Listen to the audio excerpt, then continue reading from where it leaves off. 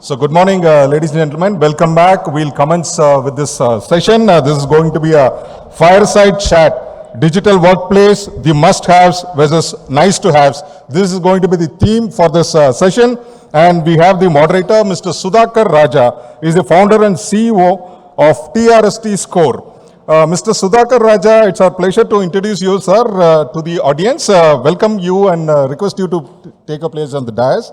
And also request the other panelists, Mr. Rajendran, Chief General Manager, HR, IR and EHS, JK Tire and Industries Limited, Mr. Sriharsha Achar, is the CHRO, Star Health and Allied Insurance. The other panel member, Mr. Rajendran Dandapani, President, Zoho Corporation, will join us shortly.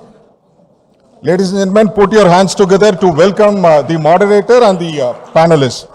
Mr. Sudhakar Raja, he led companies into the future with a unique blend of strategy and technology. Extensive experience in developing and executing business strategy for several companies such as Intel, Ford Motor Company, CLPRS, and Ariba.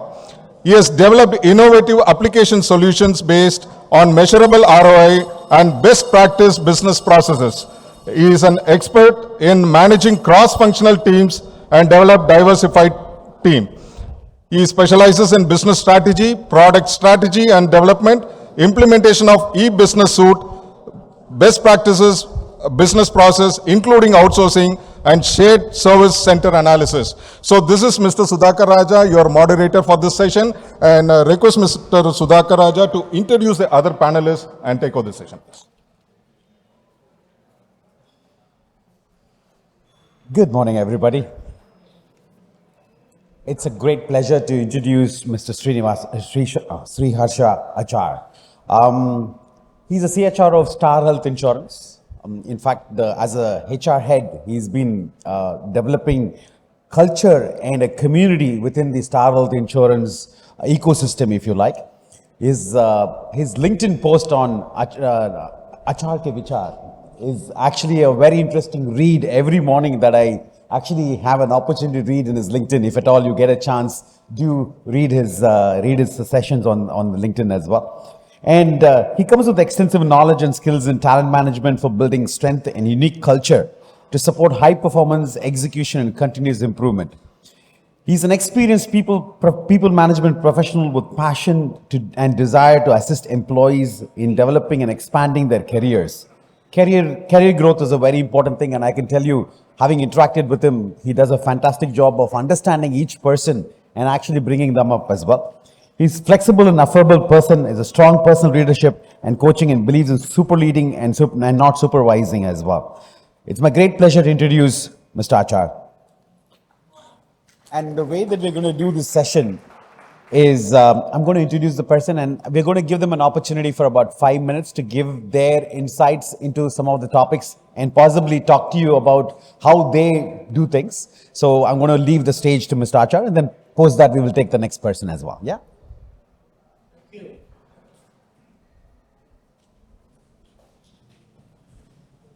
All right, wonderful to be here. Ladies and gentlemen, boys and girls, I see a lot of youngsters sitting right here. So good morning. Aha, that's good. The tea, coffee and the vada was really nice. All right. So the topic of the day is must-haves in the digital workplace.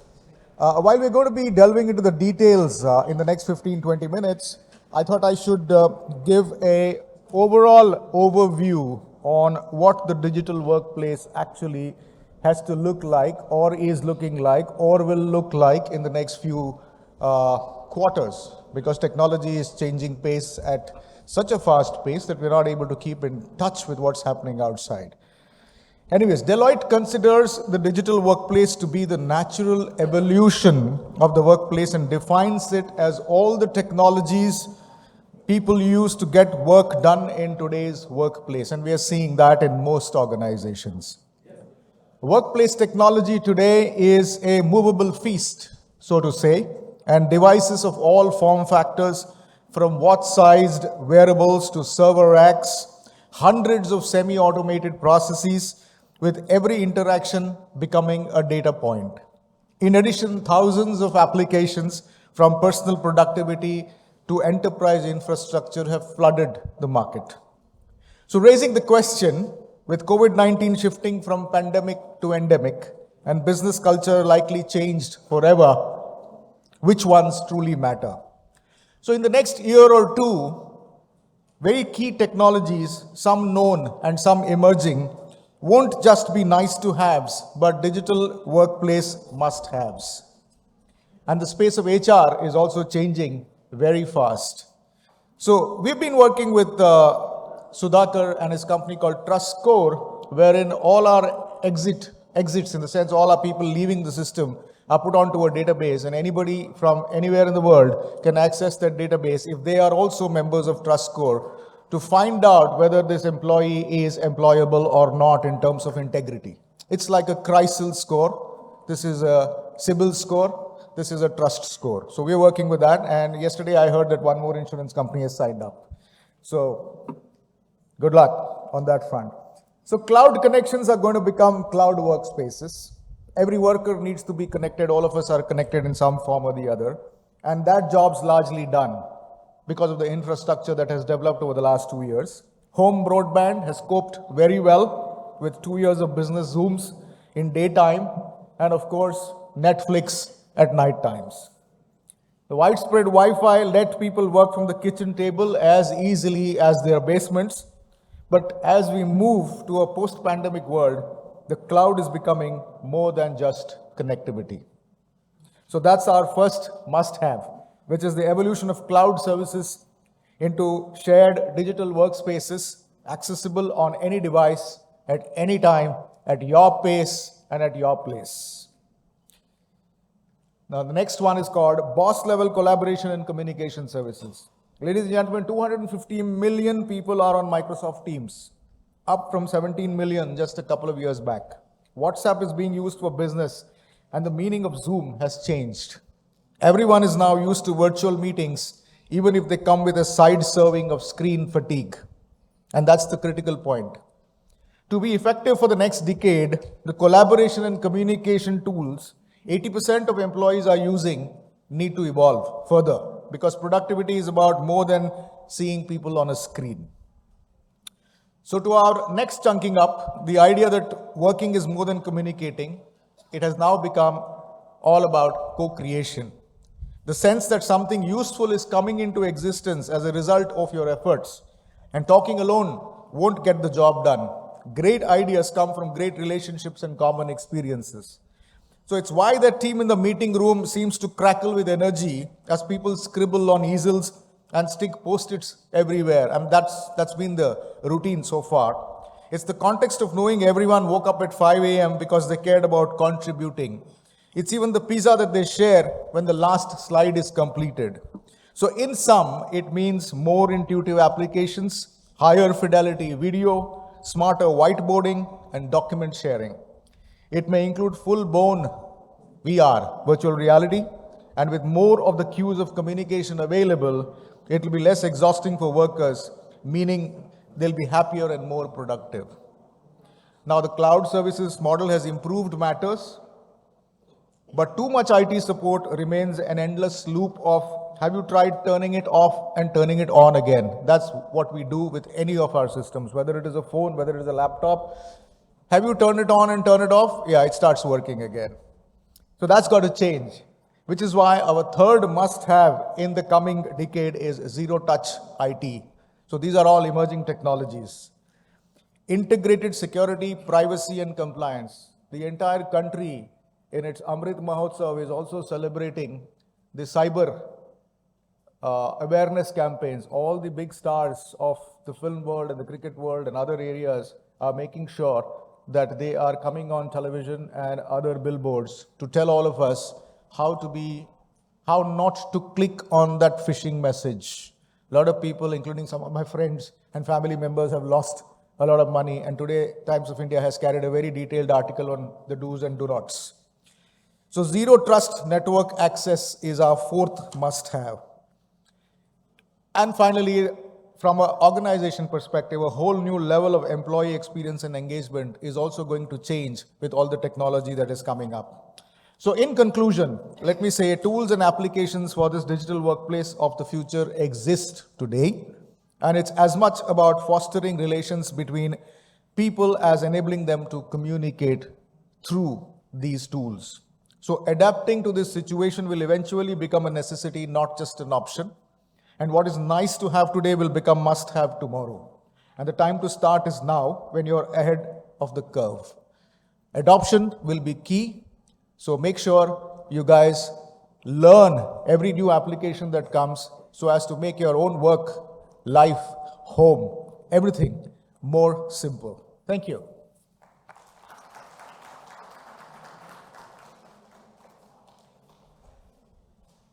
Thank you, sir, for the insights. Next, I would like to introduce Mr. S. Rajendran, Chief General Manager HR from JK Tires.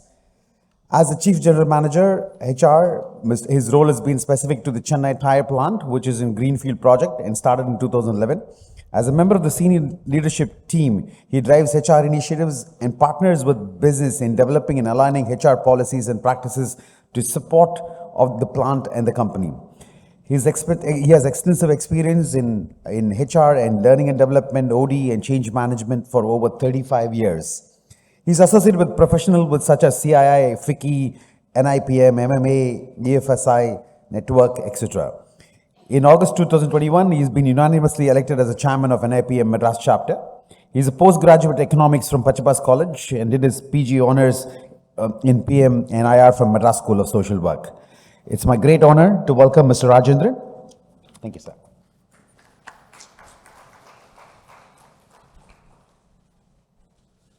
Good morning, all of you. Suddenly, our group captain called me 2-3 days back, so you have to address one panel. Sir, we have tied up with many programs on the day, it is difficult for me. No, the one 11 to 12, you just come and, sir, I don't know much anything about the digital workplace. He said, what experience you are practicing at your shop floor or whatever factory, you can just go across and share your experience in the panel. I said, accepted his invitation, being a part and parcel of NIPM, always move with MMA, joint venture, many programs for many years together. That's honor, NIPM got it, and on behalf of NIPM, standing before all of you in MMA to address this. Yes, absolutely, the digital workplace is a must and important. Even non-workers like factory workers or warehouse workers, in fact, sales representative has been forced to become a customer or consumer for the digital workplace. Before pandemic, we can very easily understand only the remote capable working as only 8% of the employees who can able to do that, and that predominantly goes to the IT sector. That's what each and every one of us experience in this context. But after pandemic, definitely, we all sit in April and May 2020, we remember that everybody carrying the laptop, mobile and different set of platforms, we tried to work on that and we continue to work for last April and May 2020 very fantastically, and almost 70% of our workforce work from home. You cannot imagine the factory guys who's working at home and delivering the results, running the payroll, many things have been happened in the factory setup, I can say that. Yeah, it is possible for the IT sector. But after, what happened after even the current February 20, the data says that almost 41% are working with the hybrid model and 39% working from work from home. So that is the digital changes which we've been forced to accept, and we can say thanks to the pandemic. We never know about that before pandemic, even using our mobile for this kind of talking to the technological, addressing a meeting and a thing. Very few people who can very fair and sitting at the boardroom only, they can do this kind of a meeting and conversation. We connect. But now this is completely changed. The timing of the meeting and everything is scheduled, and go into the calendar, they are planning very much their timing and doing that. That is the order of the day and need of the hour. Yes, of course, during the panel, we will definitely share our experience.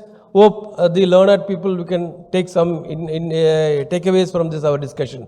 Thanks once again MMA for the kind invitation to address this. Thank you.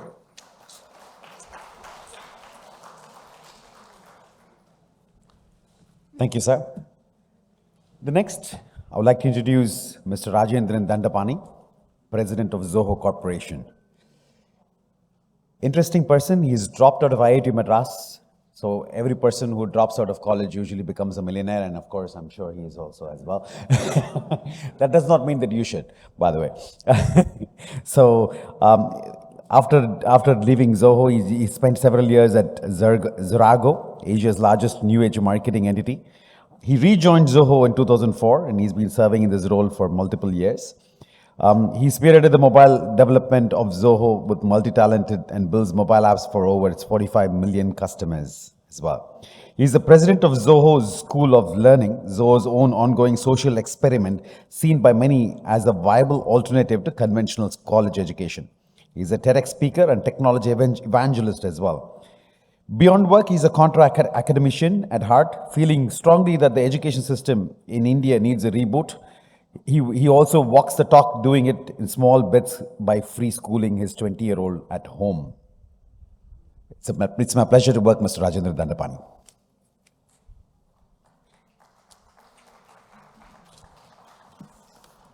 Thank you. Thanks for having me here. Unlocking the potential of employees using technology. It almost dehumanizes the term employees, as if we're all robots and there is a person with a large key coming and he's going to unlock or she's going to unlock and make all these people work. That is probably a curse thanks to this double-edged sword called technology. If used inappropriately, it can lead to an overdose of monitoring, micromanagement, and making us as unready as possible to the oncoming tsunami of the artificially intelligent, perfectly positioned robotic replacement that is threatening to come in and take up more and more of our jobs. I'll take you back to the 70s and the 80s when Steve Jobs was about to launch the Macintosh computer, the Apple Mac. And he didn't sell it on stage using, do you know how much memory it has? Do you know how many pixels? Do you know it can do automatic translation from a badly drawn curve into a beautiful circle? He didn't do all that. Though the Macintosh could do all that, that was the first computer, the first personal computer to do all that. He instead based his whole pitch on unlocking potential. He used a magazine report from Scientific American. Some researcher in NASA had observed the motion efficiency going from A to B of a lot of living things. And it seems the bumblebee is extremely inefficient to lift its whole body weight, the fat weight. Its wings spend too much energy. It's so bad that the bumblebee has to keep flying so that it can keep visiting flowers, so that it can get enough nectar, so that it can get enough energy, so that it can keep flying. It's that bad. But along the way, there was this rabbit, which was more efficient, then the horse, which was more efficient, and then man came, somewhere in the middle. Man moving with his feet from A to B.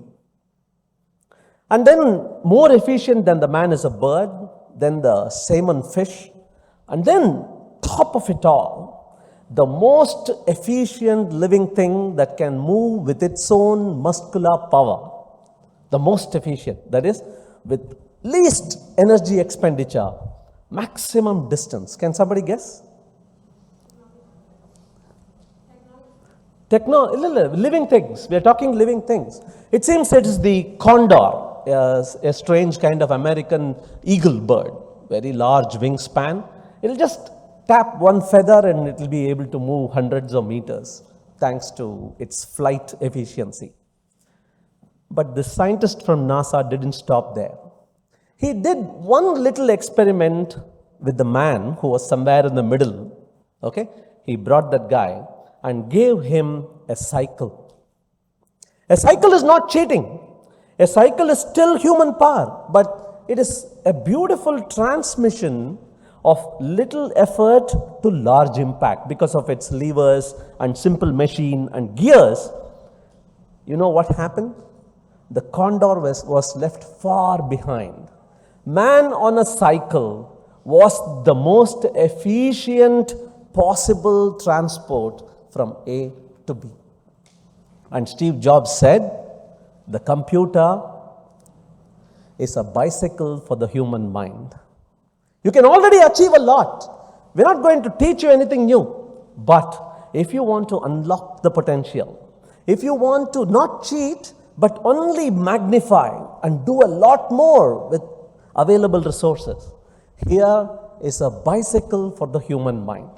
That is how he came on stage and launched the Apple Macintosh. So when you look at technology, I see them as this. It will make the impossible possible. I may not be able to monitor everybody. Today, with technology, it has made the impossible possible. It will make the possible easy.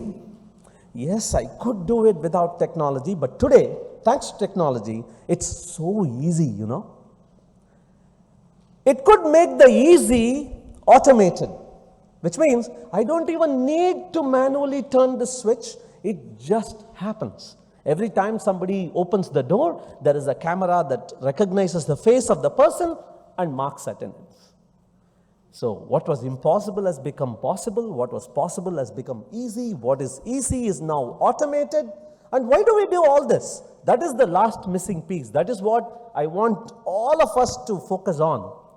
It has become automated, and hence error is removed. It is no longer person dependent. Anybody can be replaced by anybody else. Work can still continue. We have modeled it as a system because you cannot create a software solution. You can't create a technology tool without going into a room, sitting, brainstorming on what its features are. So whenever you introspect, whenever you create a process, a workflow, a system, you're actually improving it simply because you're thinking about it. Yeah? So technology helps you do that. And finally, most important, it frees up time. It gives each one of us more time to do what we were originally intended to do, which is digitization. Digitization? Go back to the dictionary. The word digit doesn't come from 0, 1, all computers, software. No. The word digit comes from fingers. Digitus means finger. Go, connect with your employees, shake their hands, give them a pat in the back, give them a kick in the butt, but connect with them. Technology can very easily disconnect you from people. Instead of meeting a person, you'll send an email because it's easy. But technology is here to save you time so that you can do what you were originally intended to do, which is digitization, connection with people. I'll stop here. Thanks a lot for this opportunity.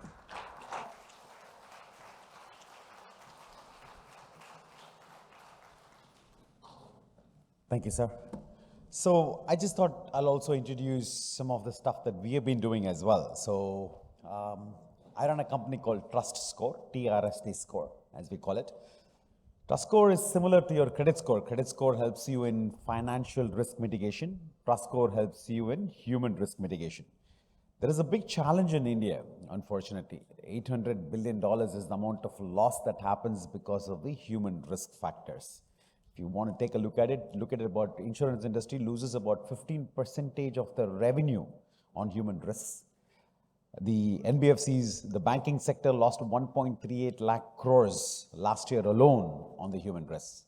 It's a major challenge, right? So somebody needs to address it. So similar to how CIBIL or credit score, where people, banks and NBFCs share data to basically, put a score to your financial, this thing. We are putting a trustworthiness score to you because ultimately a customer in one place is an employee elsewhere, an employee elsewhere becomes a customer for some other place, if you like.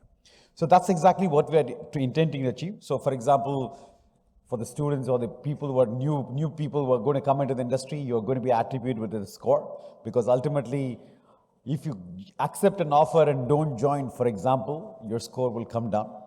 So make sure that you accept and actually join, or don't accept the offer till such time you are actually confident of joining in reality. Because this is actually causing a loss, a huge loss. If you look at it from the industry perspective, every time something like this happens, there's a lack of rupees that is lost because of this simple problem, if you think about it. Then, of course, absconding from employment, not serving notice period. There is a whole bunch of fraud that is getting committed. It's a whole bunch of problems that gets tracked, if you like. And that's exactly what we intended to achieve, to bring this all into one single place and attribute it to a score for a human being, and that is called the TRST score, or the trust score. Just thought I'll do that small little introduction about what I do as well, and that's something that is interesting and going to be digitizing your human interfaces, if you like. With that, I'm going to start with the panel discussion. And I'm going to ask a few questions, and let's learn from the wide range of people who are here from different industries. We have people from the tire industry, we have people from the health insurance industry, we have a technology person over here, and a learning person as well. So we're going to learn a lot. Let's start with the panel discussion.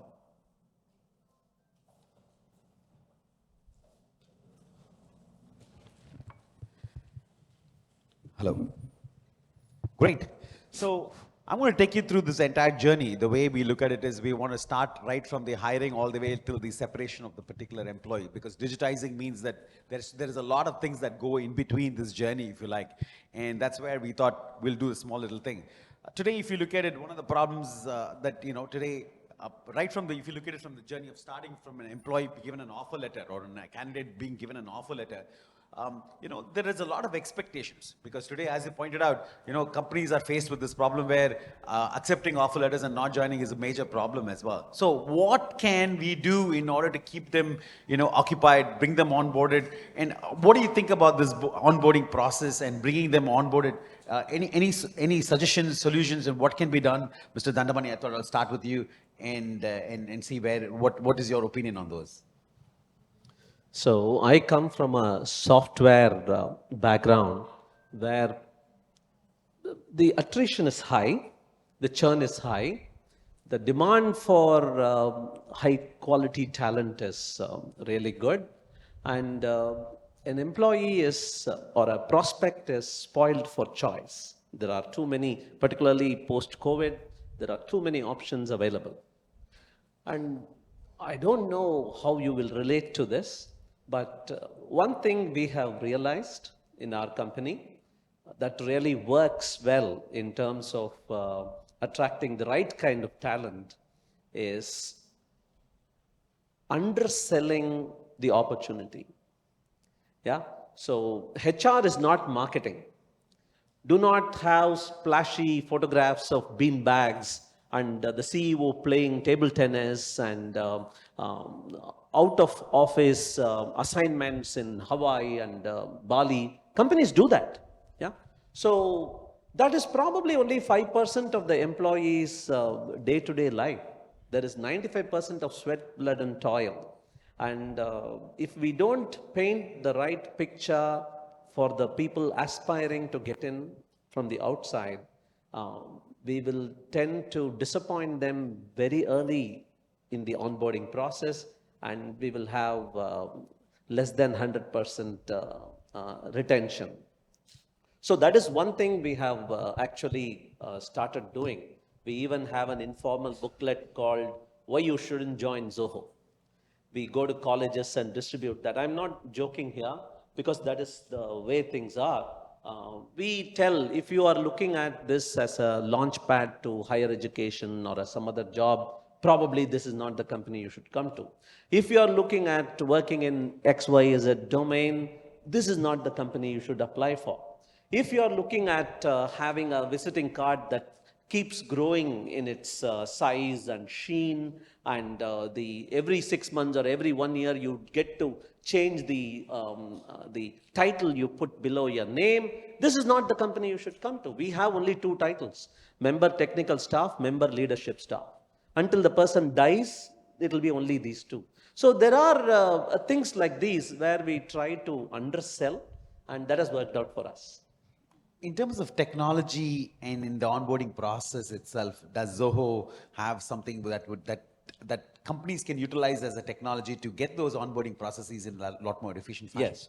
So specifically in terms of onboarding, I think you should try and choose to what you will be using some tool, some technology. So you should probably try and ensure there is seamless data transfer between the tool you're using like Naukri.com or a monsterjobs.com, the tool you're using to recruit and the tool you're using to onboard them inside and the tool you're using to performance evaluate them annually, all the way till the tool you're using to process their exit interview and their severance package.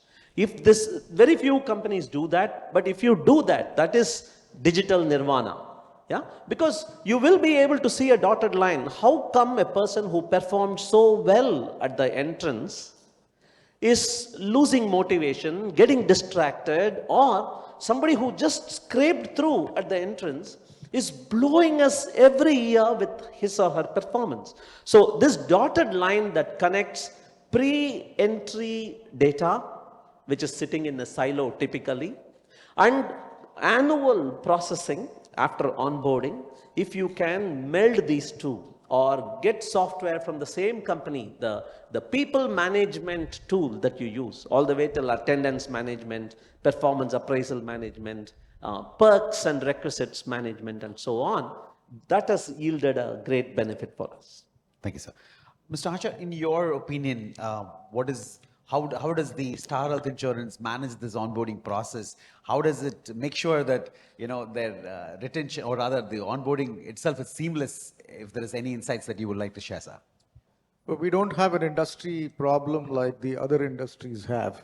In fact, we boast of annualized 12% attrition over the last so many years. It has gone up by about 1.5% over the last 1 or 2 years, more because the opportunities have opened up. Well, I must make a tongue-in-cheek dialogue here. Like Chennai, Star is also very traditional and conservative.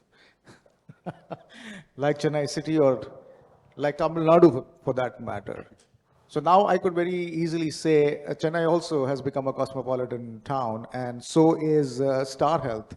So now I don't think we are as traditional or conservative as we used to be.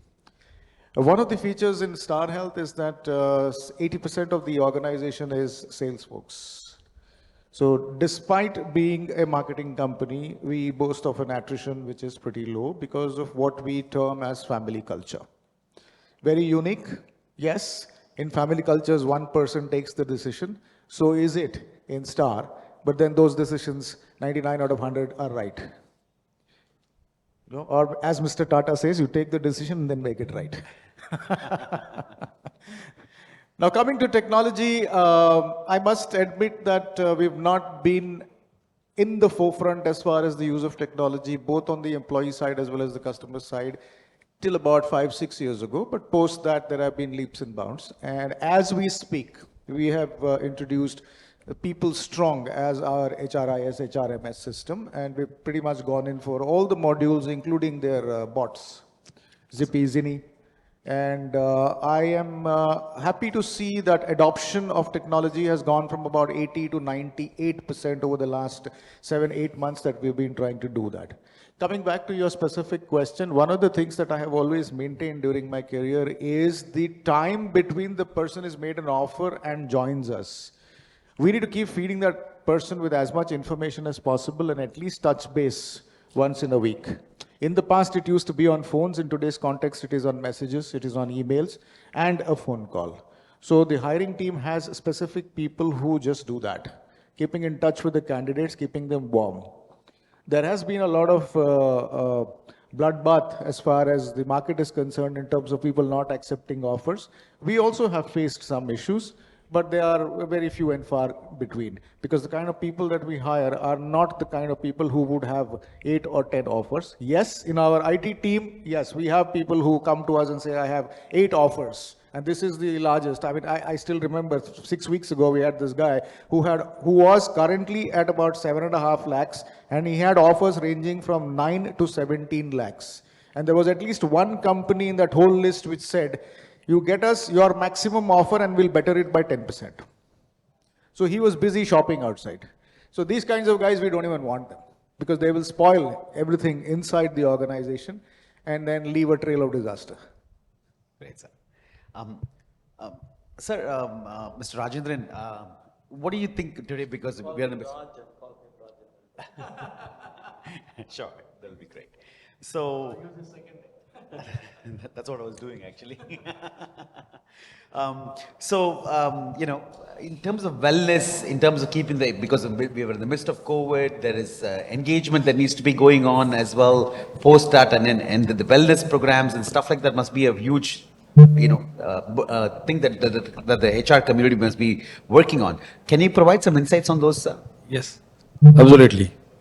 See, COVID is a new experience for everyone. Nobody knows what is COVID when COVID comes. And everybody became HR, right from CEOs. So, HR is a forefront to handle the entire situation.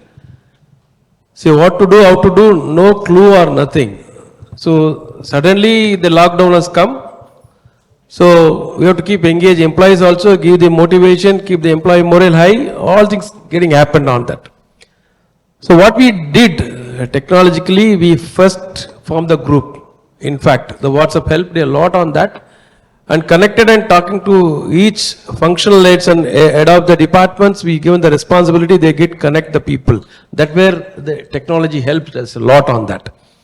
So that every day we made a chart that right from the down, that is the HOD level to the top unit head, and each day everyone has to give a roster, they follow and talk to the 10 employees, 15 employees, so that they cover in a week completely all the employees and touch base with the family also, give the confidence. This is the kind of situation we can win over very short time. Everybody is working on that and the company is behind you. Don't worry about that. That kind of nature which we are given. And in addition to that, we worked as a team and we have formed a cross-functional team, like right from the security officer until the medical officer, coming to the OHS personnel and HR, and everybody we formed a team. So that whenever they get very uncomfortable situation, we try to peep in and help them. In fact, getting the hospitalization on what kind of things. Nobody goes to when guys are affected in the COVID. But we have taken a risk and gone to their home, deliver the food, all kinds of things which we helped the employee a lot, and the family definitely have a high regards on us, and the only connect which we got it, and based on the experience, we developed one software, medical management software, definitely, which helped a lot to track the employees.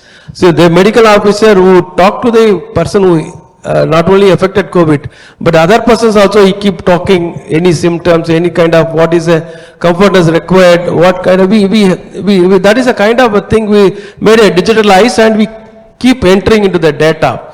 That software which runs, which captures right from the pre-employment, periodical employment, master health checkup, and day-to-day, the OHS who comes and goes out, what kinds of illness is get affected, is it a totality of the people who get affected, the employees, or one particular segment of the department get affects. So all kinds of which this management, medical management software helps us a lot to track digitally, help the employees to advise. Accordingly, the counseling has been done, our medical terms of intervention, going to have the complete training programs as counseling.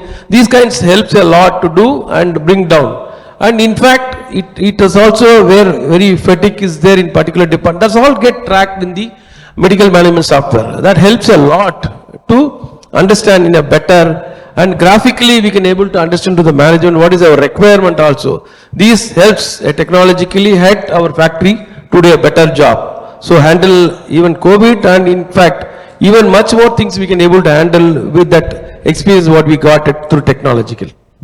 Thank you, sir. Can I get a word in? Yeah. So talking about wellness, that was an amazing thing that his company had done. There is this other aspect of emotional wellness too. Because COVID was not just another disease. COVID was a disease, sorry. So COVID is a disease that comes with a package of the fear of the unknown. We didn't know what to be afraid of. We didn't know where to draw the line. So I think you will all agree, I hope, management using technology tools, if they can demonstrate, the first thing they could demonstrate is complete knowledge and wisdom. We are in complete control. But with COVID, we couldn't do that. But the second best thing we could do, which many companies did, is transparency. Hey, we are helpless, but we are struggling. Here is a transparent window to all the things that we are trying. Join us, you can do something too.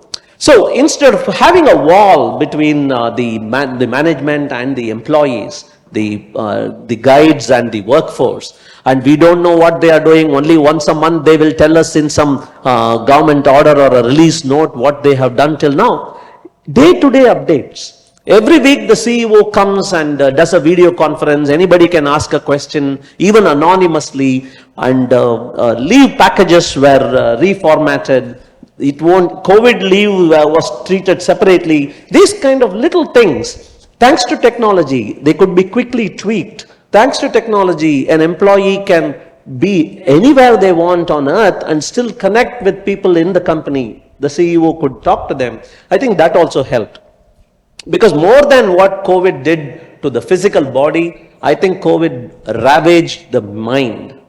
Yeah, that was the effect it had. And if we could see the employer and the company that we work for, we have worked for so many years, as an ally in this, as yet another co-sufferer, probably not somebody who knows the answers, but who is looking for the answers along with us. I think that helped. Yeah. To add to that, I think at Star Health and perhaps at many other insurance companies in the country, we used our telemedicine services very effectively. And at Star, at least I know, we opened it up for customers, we opened it up for employees, intermediaries, and general public. We installed a 30-line PRI so that the telemedicine line, even today, is very easily accessible from outside. So a lot of people at that point in time who were afraid and had the fear of the unknown were helped by the 600 odd doctors also that we employ as part of our claims team in Star Health. I would like to, one point add here, in this COVID time, many decisions we have taken. I think CEOs coming and talking and decisions are coming up. But see, many of the factories set up, the union and then union external leaders, which they are not aware of how to use it technologically, even that made them to talk to in the Zoom connection calls, and we were talking in a different parts and we are taking a decision on this subject. Really, the digital at workplace play a major role in that. Just wanted to. Absolutely. I think the HR role was much appreciated. I think during the COVID time, where I think the HR played a critical role in making sure the employees were kept in fact, we started having a lot. I always say during the COVID, HR played the role of Lord Krishna. The only additional responsibility he took on at the point in time is, instead of just being a friend, philosopher and guide, he also participated in the execution. But thanks to three departments, facilities and administration, HR and information technology, those are the three major departments without whose collaboration and cooperation and support, I don't think any organization would have been able to cross this COVID bridge. Absolutely, absolutely. I think another thing that every person during the retention and everything else becomes the appraisals that they get and the way their bonuses and incentives are going to be driven. These are some things that usually employees always worry about, that, the managers, it shouldn't be at the discretion of the managers and so on and so forth. Where does technology play a role in this entire process, and how can someone streamline that, Mr. Raj? I thought I'll ask this question to you because you come from a technology angle at that point. Can you give us some insight on those? What are the keyword? The appraisal, the incentives. Yeah. So, there are enough tools for appraisal. The primary thing that we need to take care when we talk about appraisals is not allowing personal emotions to take a larger piece in the game. There are a couple of mistakes we always do. The one thing that we do is we magnify what happened very recently and forget about what happened 7-8 months ago. In the annual appraisal, 2 days ago, the person would have done an amazing job, We will forget all the mistakes the person did all year, because that is called the nearness phenomenon. Yeah, the reverse is also true. All year that person would have done so well. The last, like Virat Kohli duck, okay, last couple of weeks this person wouldn't have done something well, and we will focus only on that, and that is a cruelty. That is something that technology tools can easily help you avoid. The second thing, again, I am repeating the word technology too often probably. Again, a beautiful thing that technology can bless you with is what is called micro messaging. Not enough companies adopt that. What I mean by micro messaging is, do not wait for 12 months for your actual appraisal cycle. Those of you who have a dog at home will immediately relate to what I'm saying. If the dog in your absence has eaten up the newspaper and probably destroyed the potted plant that you had at home, you cannot come back late in the evening and say, "Bad dog, you have done this." No. A dog has very little memory. It cannot remember more than a couple of minutes. So if at all you want to train a dog, it has to be immediate messages. Good dog, here is a treat. Or bad dog, no treat for you.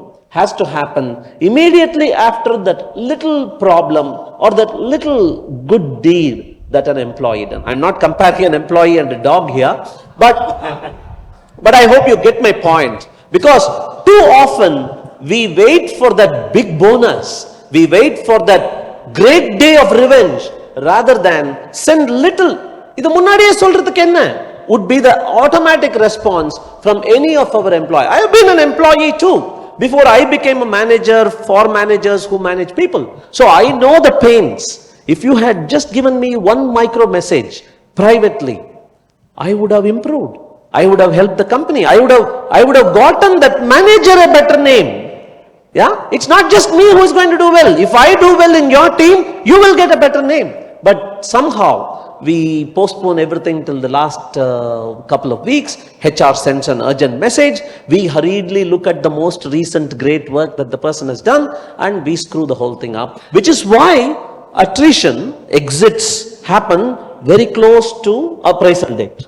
Soon after appraisal or just before appraisal, they say this about lunatic institutions during full moon, they say. Yeah, it's pretty similar. We see that effect, and that is because we do not adopt micro messaging. And talking about micro messaging, I will add one more thing that we practice in our company: appreciation in public, criticism in private. Do not call somebody and say, "You know what this guy has done?" No, it has to be one-on-one, private, and feed forward so that they get to improve based on what they have slipped. And make great examples of somebody who has done well so that others can learn, imbibe, and become an overall better organization. Yeah. So there are enough number of tools available for that. Look for the keyword micro messaging. Yeah.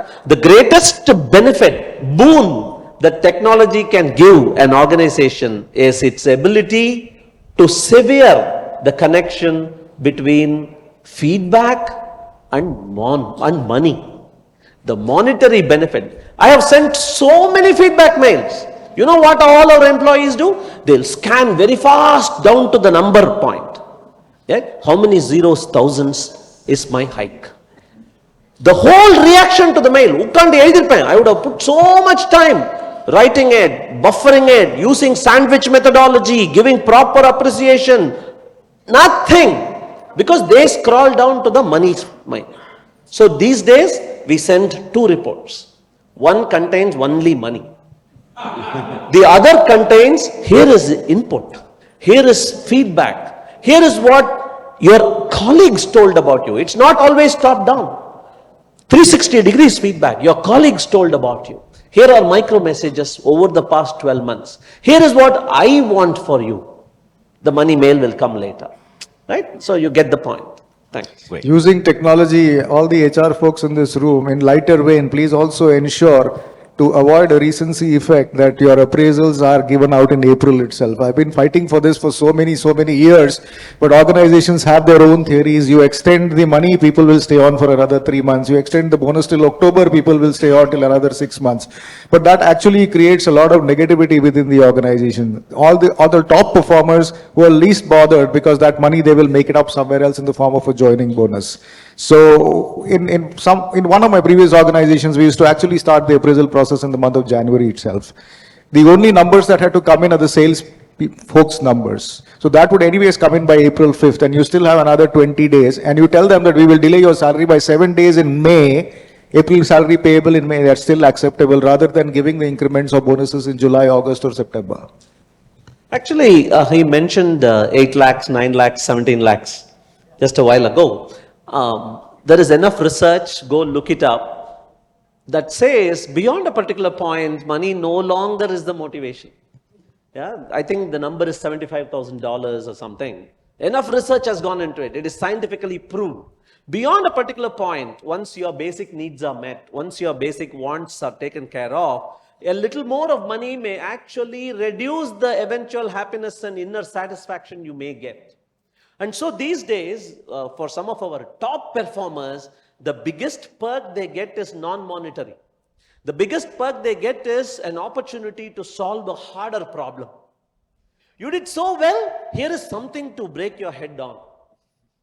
And people seem to love it. Reward for good work is more work. Exactly, exactly. People seem to love it. And during COVID, one of the greatest benefits, particularly those who were able to work from home, one of the greatest benefits they derived was ability to take their mind off the constant news feed of how many people were dying. They were able to immerse themselves in hard problems, unsolvable problems, problems that we had been postponing, saying someday, take it up. And that was a very good perk. Absolutely. Mr. Rajendran, you coming from the manufacturing sector, productivity is one of the key components of how you will evaluate people and things like that. What kind of technologies have you adopted in making looking at productivity as an important aspect in your office? Yes, of course. See, it's been factory based in general. They'll be working for 480 minutes, wherein while they work for 480 minutes, these are the number of tires to be produced, or these are the cycle times to be they meet. That's what the understanding between the union and management while signing any of the agreements. So how to monitor that? One set of IED makes this cycle time, and being just because of the machine is giving the cycle time, that doesn't mean that employee has to agree and work and produce accordingly. There may be a lot of constraints. Some cushions has been given to them, and they have been agreed certain percentage out of 100% you produce for 92%. This is a cycle time. Cycle time vary product to product. It is size wise, many combinations are there. The same cycle time cannot be which we produce for 12-inch tire and it goes to be 18-inch tire. There are various segments of the products varies. So accordingly cycles time has been arrived and understanding the basically how to monitor. In an hour, one particular guy has to produce this much of tires in cycle. This is what the basic understanding we agreed, arrived, and accordingly the amount has been given to the people. Some kinds of benefits, some kind of in terms of salary, wage increase, so many things. But the great challenge, how to monitor. So that's what we introduced our side from that IIoT, Industrial Internet of Whole Things. Okay, that's been helped us a lot right from the input of the material. So just scanning of the particular material, it does always particular material which is coming in first, that should be used because the aging is a factor. Within these days, within these hours, it should be consumed for the next stage. Otherwise, if you use that product, the end result, they give different technological issue and performance issue. So that is what is starting from that input of that is raw material, the batches to be given to the next stage and mixing it and coming to the calendaring, extrusion, so many stages. Each stage is getting monitored by the scanning and every stage, for example, all cannot be in numbers of tires. Before that, they batches, they produce in the mixing. In an hour, how many batches he produced? what is the issue he is not able to produce sitting ideal, or it is because of the batch issue, or because of the breakdown.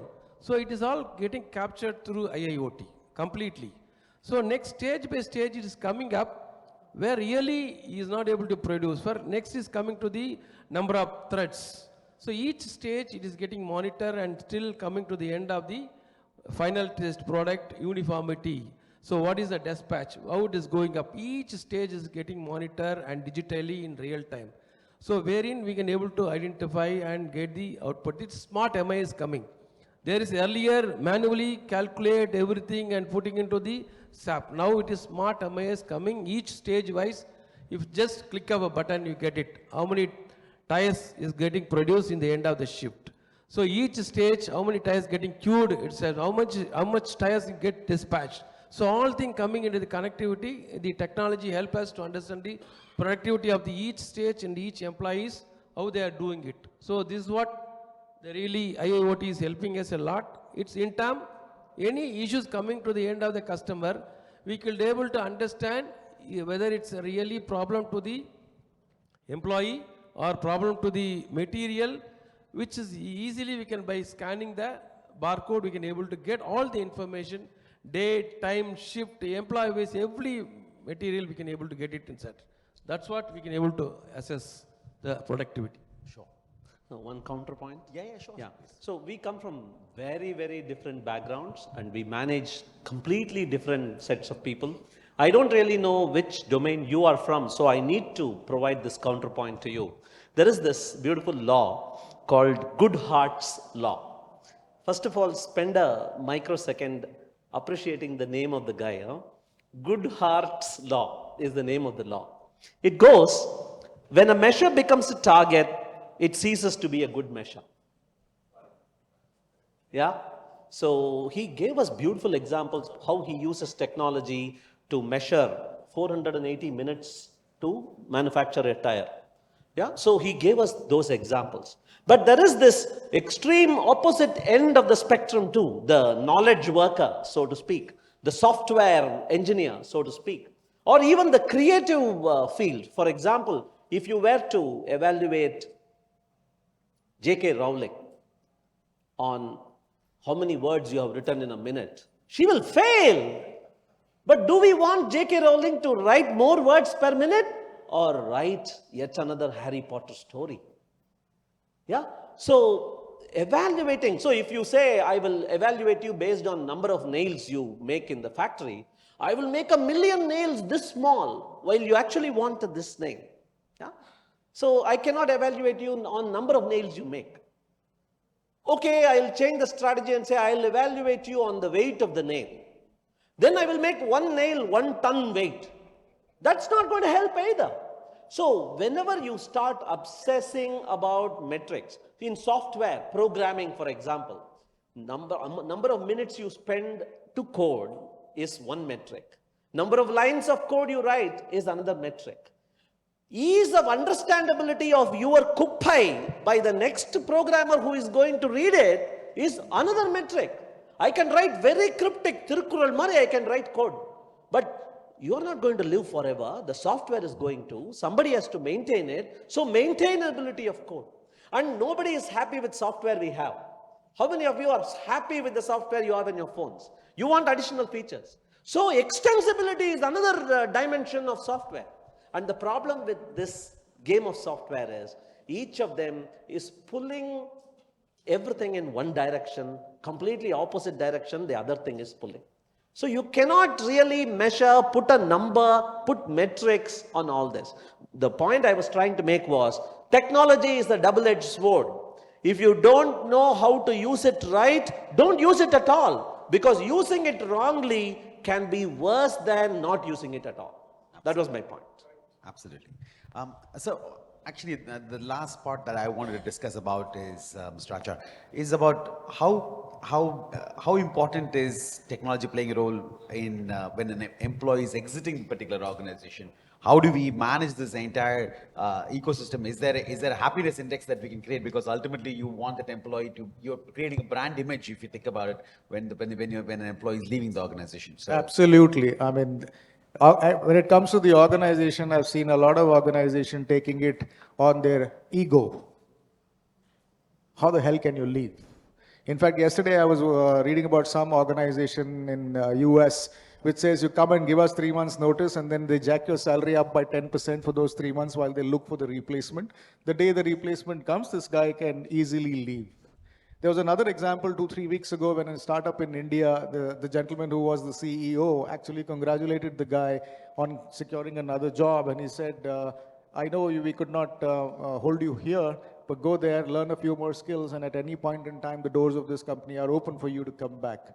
So any exit process needs to make sure that the employee feels good about joining initially and then leaving the organization as well. So at least from my side, I've been trying to give that comfort to every exiting employee that I meet.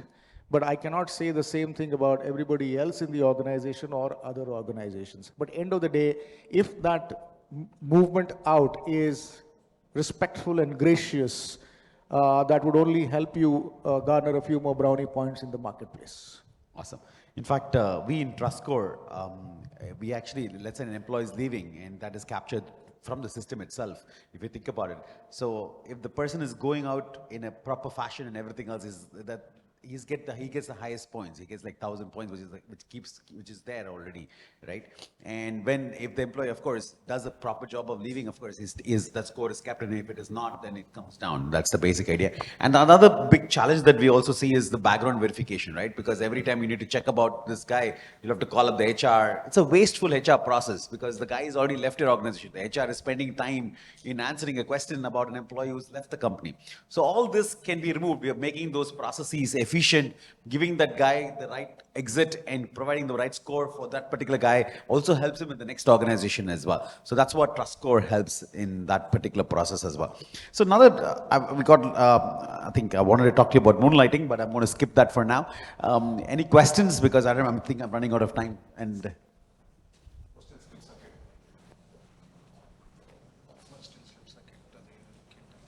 oh, yeah. I'm sorry.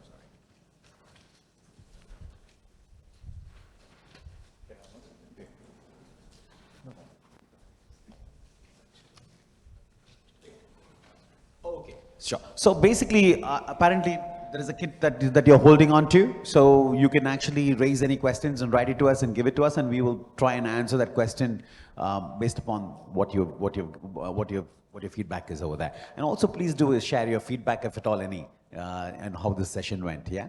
Thank you very much, and thank you all panelists. We appreciate your time, and thank you for coming here as well. Ladies and gentlemen, a big round of applause for the panelists and the moderator. I request Group Captain Vijay Kumar, Executive Director, Madras Management Association, to step onto the dais and honor the panelists and the moderator.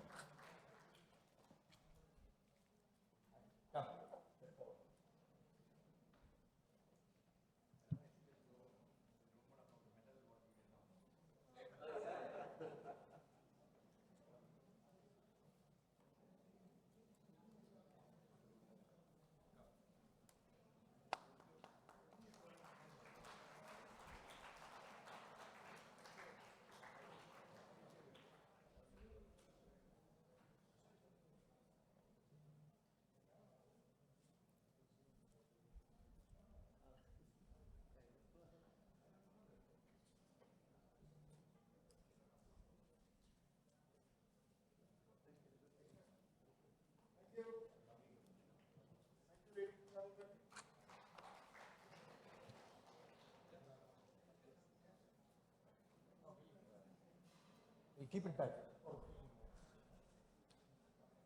Ladies and gentlemen, now we move on to the next panel discussion. The theme for this session is technology adoption versus employee acceptance. We have our moderator, Mr. S. Bhanukumar. Request Mr. Bhanukumar to occupy a seat on the dais. And we have other panelists, Mr. Tamim, ICT Solution Specialist from Data Logics India Private Limited, Mr. Vijay Anand, SVP Global IT and IS, Coro Health,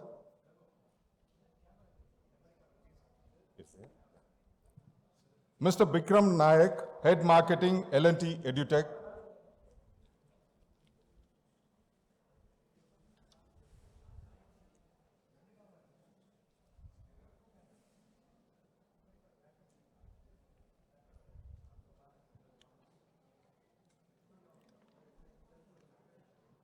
Ladies and gentlemen, join us to welcome the moderator and the fellow panelists, please.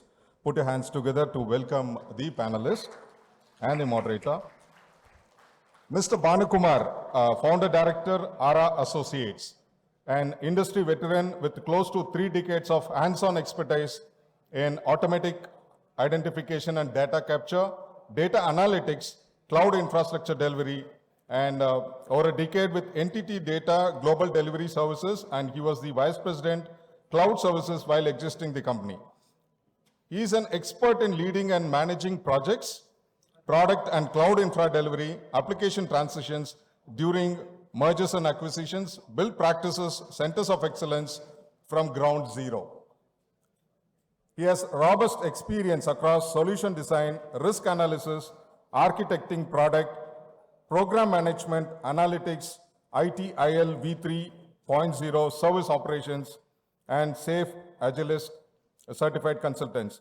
He is a trained and implemented process around CMM, CMMI, PCMM, TMM, Six Sigma, service transition and service design. Currently, he heads the consulting and training on areas around data analytics, agile, Serum, and DevOps. Mr. Bhanukumar, let me have the pleasure of handing over this session to you. I request you to take care. Thank you, Satish. Good afternoon, everyone. The topic is more involved around technology adoption, how is employee taking it and all that. So there is a lot that we have been talking the whole day. The way we have tried to structure the session is, I'll probably set the tone 5 minutes, and then we will probably move on for each of the panelists to give their perspective for around 5 to 10 minutes. And then we will open it out for questions. There is already this question slip that is with you. You can start putting your questions as and when we speak, so that we will have the volunteers collect. When the third panelist finishes this thing, we will probably have the volunteers collect the questions. While we start the interaction, we will also have those questions collected, so that it will be easy for us to take it up from there. Right? Now, basically, since morning we have talked a lot of things, wherein we talked about the technology, how technology is all pervasive and all that. Now, the key factor that we probably look at in today's scenario is the entire scenario in terms of the business, in terms of employee, in terms of organizations. If you really look at it, has changed to probably remote workforce. Is it work? Is it people going to work or work coming to people? That's the kind of scenario that we have moved into. Lot of us today, we have read it in multiple news channels. We have also talked about it, wherein we are seeing that people after the pandemic have started preferring to work closer to their home, thanks to the remote work culture and all that. And we are also talking about moonlighting. We are talking about, is it fair, is it unfair? In fact, Group Captain Vijay Kumar was kind of talking about it in the morning when he did the inauguration. So there are a lot of things that are moving around. So key factors that we probably look at when we are talking about the workforce today, if we really look at it, is the first and foremost, we are talking about a collaborative workforce. Because a lot of things, if you really look at it, is no longer inward focus with an employee sitting around. We heard that in the morning during the keynote address. We also heard that in the earlier session, wherein we see that there is a lot in terms of collaboration. And in fact, Mr. Sundaraman during his session was saying, gig workers are here to stay. We are trying to get into it and all that. So we are focusing on a collaborative environment, which means there are a lot of things where employer has to interact with the employee, and he also has to work with the third-party people and have the employee work together and all that. So that's one critical piece that comes up handy in certain cases, but it's also a challenge that we probably have. We have a security expert in our team, so we will probably talk about it as we go by. The second angle, if we really look at it, is we are moving towards a lot in terms of skilling, upskilling, reskilling. That's a term that is moving around everywhere because technology is changing. It's just not the technology which is changing, the way we operate, a lot of things changing. We are moving into a scenario where we are learning every day, every bit. And that's also one of the things that an employee expects also. If you really look at it, gone are the days when employees were probably waiting for some work to be done, given to them, working in their company assets and all that. It's all gone, and it has now moved into a scenario where the employees are wanting to do certain things. They ask for what they want. They move around. So they work from wherever they want. They work into an environment in terms of what they want. That is, they decide what they want. They decide where they will work on. They will also decide how they will work. What is the asset that they are working on? So it has gone to a stage where it is not dependent any longer. They are not dependent any longer than the employer, which obviously means we need to be extra careful in terms of certain things that is being shared.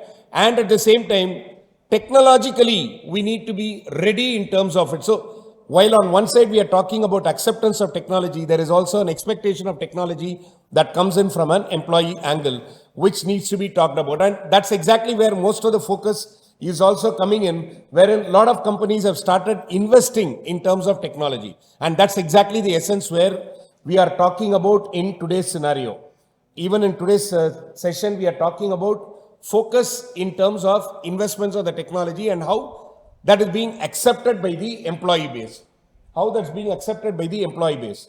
Now, when I talk about acceptance, there are quite a few things that comes in which we are talking about, but that is exactly where the focus of our panel is going to be. But here is something that I wanted to bring up. Technology is now becoming it's no longer a luxury, it is becoming the norm. Technology is actually becoming the norm. So it basically says we are talking about overall technology capability, talent leadership, resources, everybody, we are talking about moving into a overall technical capability. In fact, the previous panel talked about every facet in HR, everything that talked about, which went on to it. So that means there is a lot more investment in terms of technology. So the budgets are now more capital intensive, more capex oriented in terms of the technology aspects. But the bigger challenge that comes in is it's not going to be long term. Technology keeps changing. So with the changes, how scalable it is. We did talk about scalability in the previous session and even in the morning keynote session. So there are certain things that we need to focus in terms of the scalability angle, and that's where most of the people are trying to look at being a differentiator. So is it really a game of challenge in terms of implementing a technology to be the differentiator, or enabling the employee to utilize technology and ultimately become a differentiator?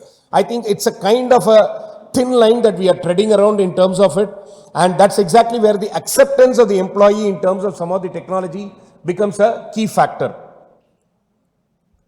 So the focus now is in terms of bigger investments, and that's exactly why we are also having these kinds of things, sessions which talks about the bigger investments around. So what I will do is, without taking too much of time, we will hand it over to our esteemed panelists in terms of what we want to do. So first I will request, we'll go with no specific this thing, we'll go by the alphabetical order. So I will invite Mr. Bikram Nayak before he comes over in terms of it. I'll probably give a quick intro about him. He is currently head of marketing at L&T EduTech. He is a business leader with more than 2.5 decades of experience. He is a speaker, panelist in various forums, and he has an experience in technology, design, engineering, and construction industry.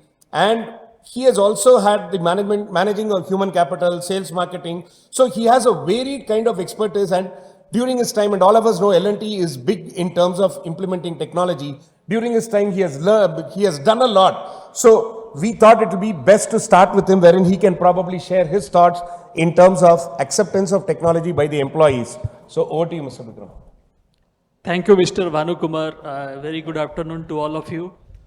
A very happy Engineers Day to all the engineers and non-engineers out here.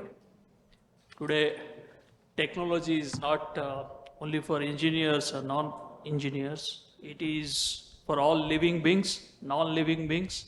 and for the entire universe. That is where we are coming from. Today, I will not talk about universe and technology. I'll restrict it to employment and jobs. Over a period of time, jobs have shifted from farms to factories, from factories to offices, and now from offices to cloud. Tell me a single organization which is not having cloud inside their domain. This is where we are coming from. I can see a lot of students out here, maybe management, engineering students, but we all know the basic needs, Abraham's, Maslow's hierarchy of needs. The basic needs, if I ask all of you, in all unison, everybody will say roti, kapda, makan are the basic needs. Roti means food, kapda, cloth, and shelter. These are the basic needs. Today, for food, roti, you just go to Swiggy, you get your food. Go to Zomato, you get your food. You need clothes, you go to Amazon, you go to Flipkart, it's all at your doorstep. And coming to Makan, shelter, go to makan.com, housing.com, everything comes to your doorstep. This is the beauty of technology. Technology has brought a revolution in everybody's life all over the world. Now coming to specific, now how employees over a period of time has seen the change of technology in the organizations. I'll give some live examples.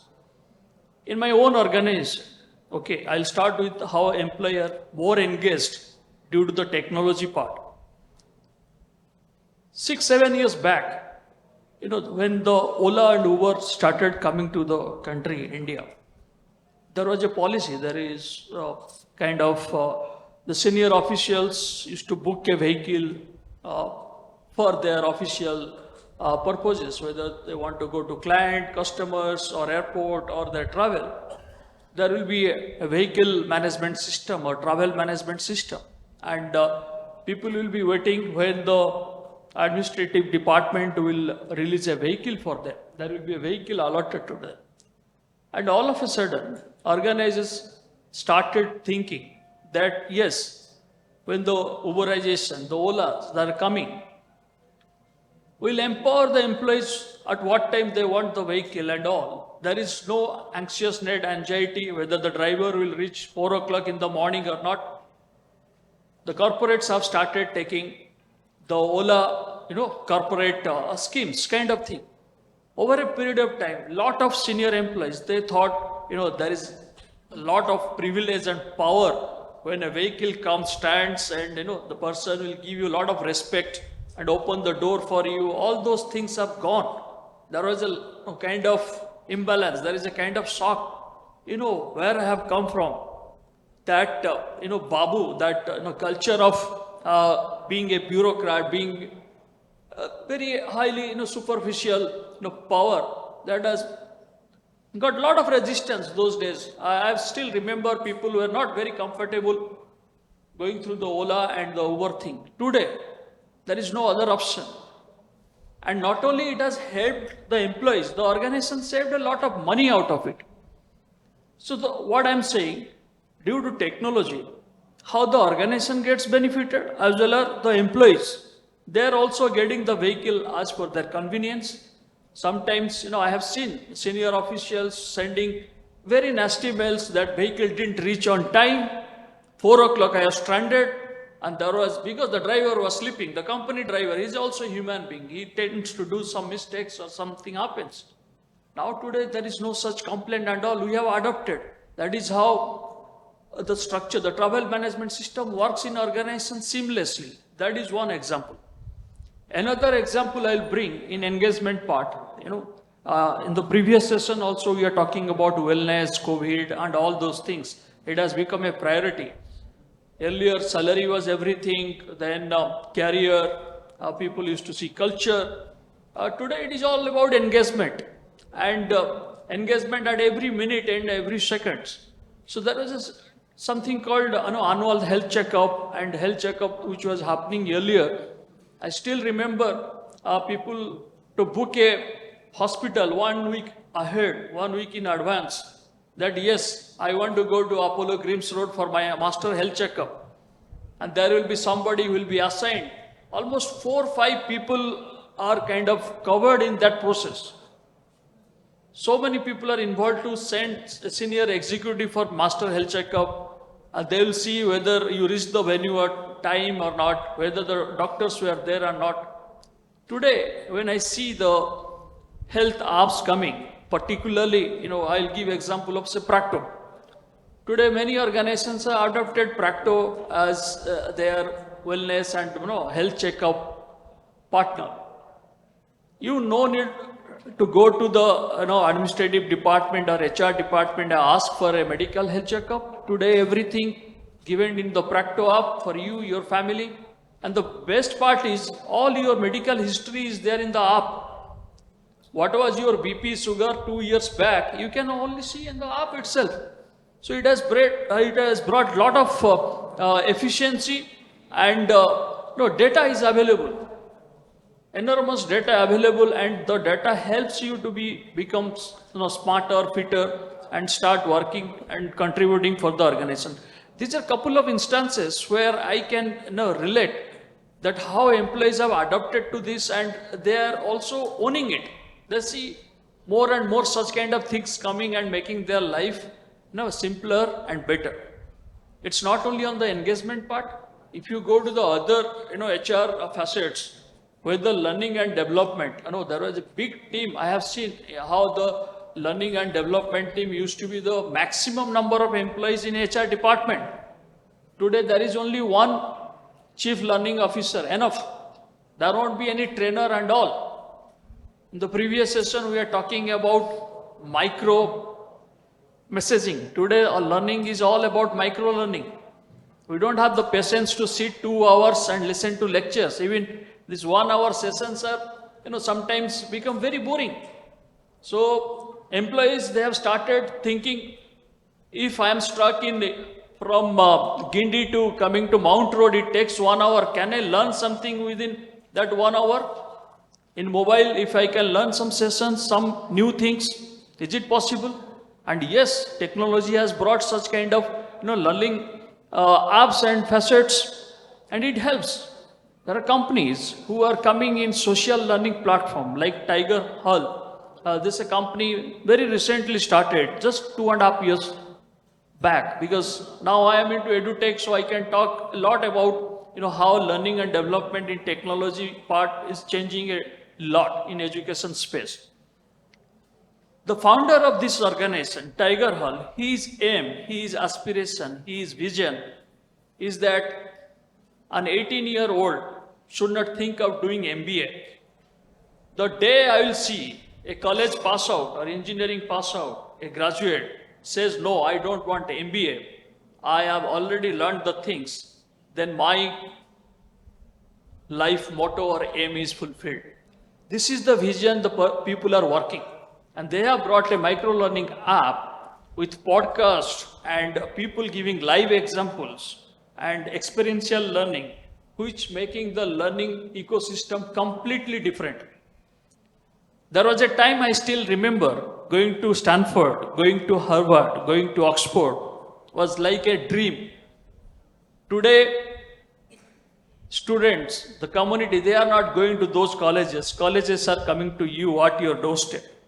That is the beauty of technology. You have a Stanford certificate, an Oxford certificate at your own pace and lesser cost, lesser uncertainty.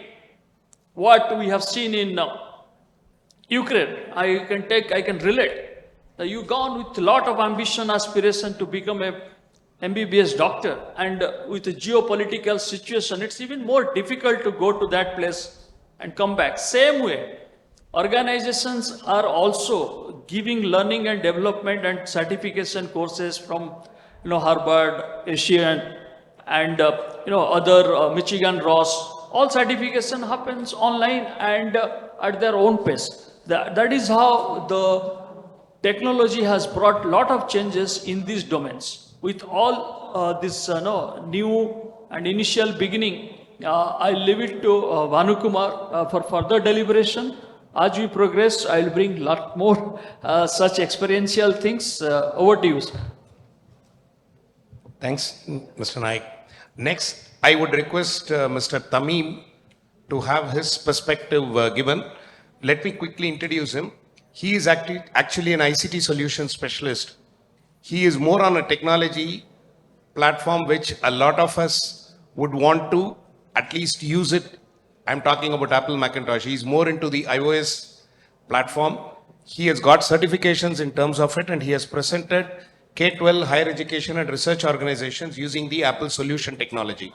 So he is here to give us his perspective around the acceptance and the technology implementations. Over to you, Mr. Tamim.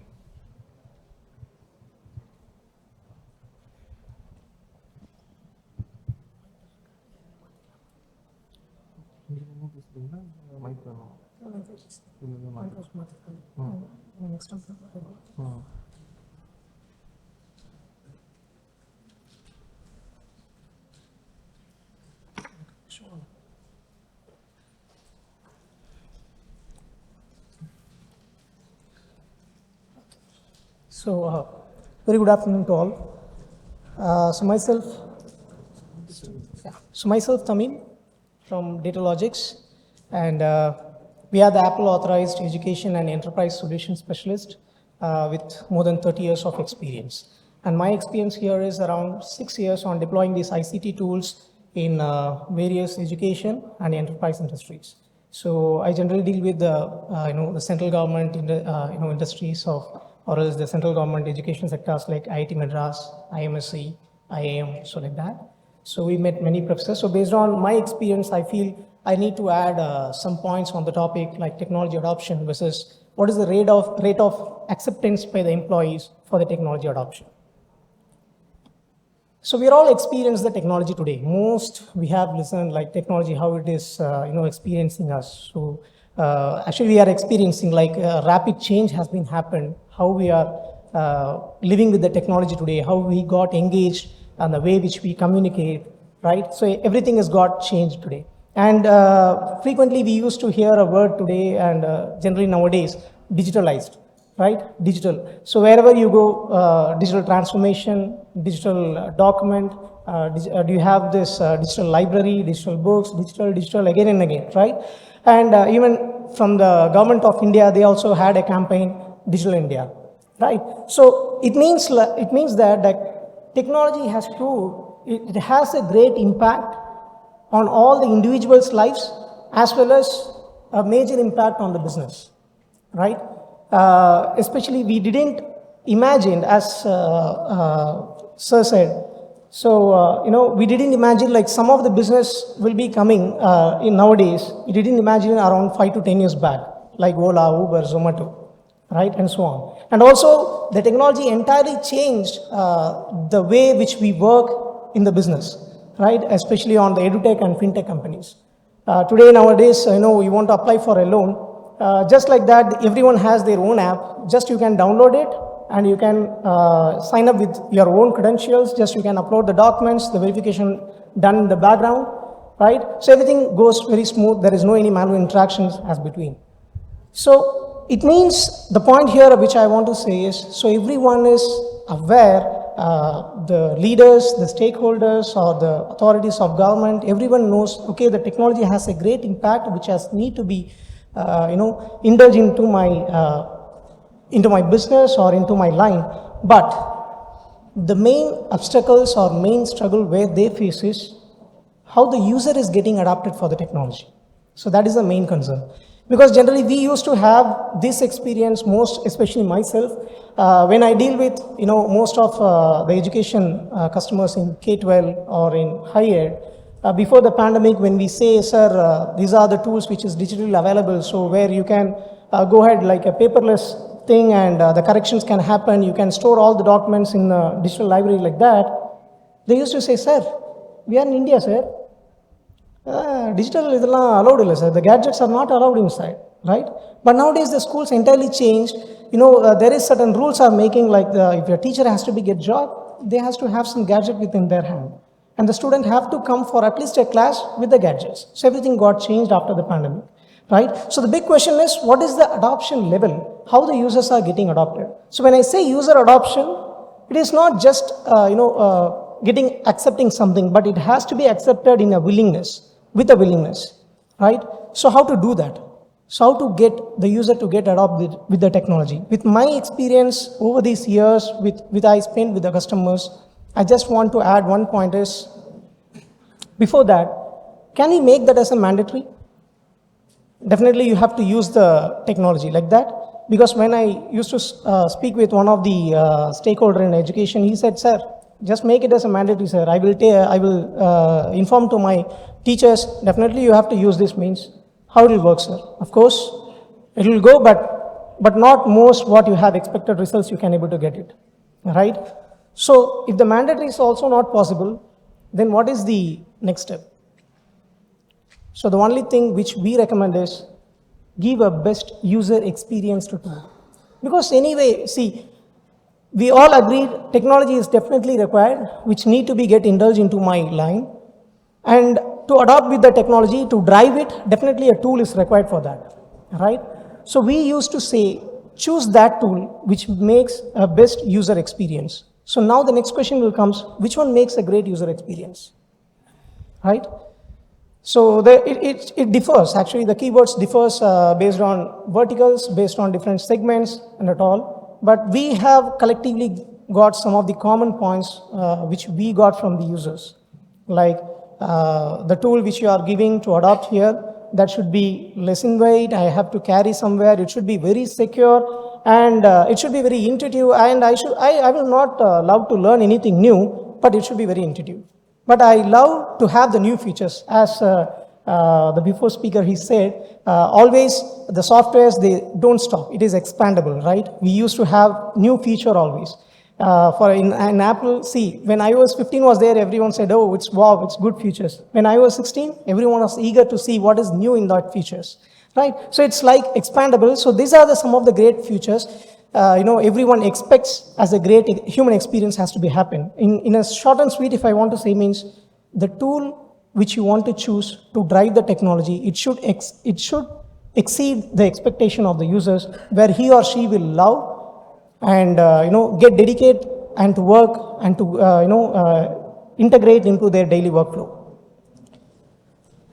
So from Apple, just I want to say, like, all the products which we create, everything it is in our DNA, like the creativity, like what are the tools which we prepare.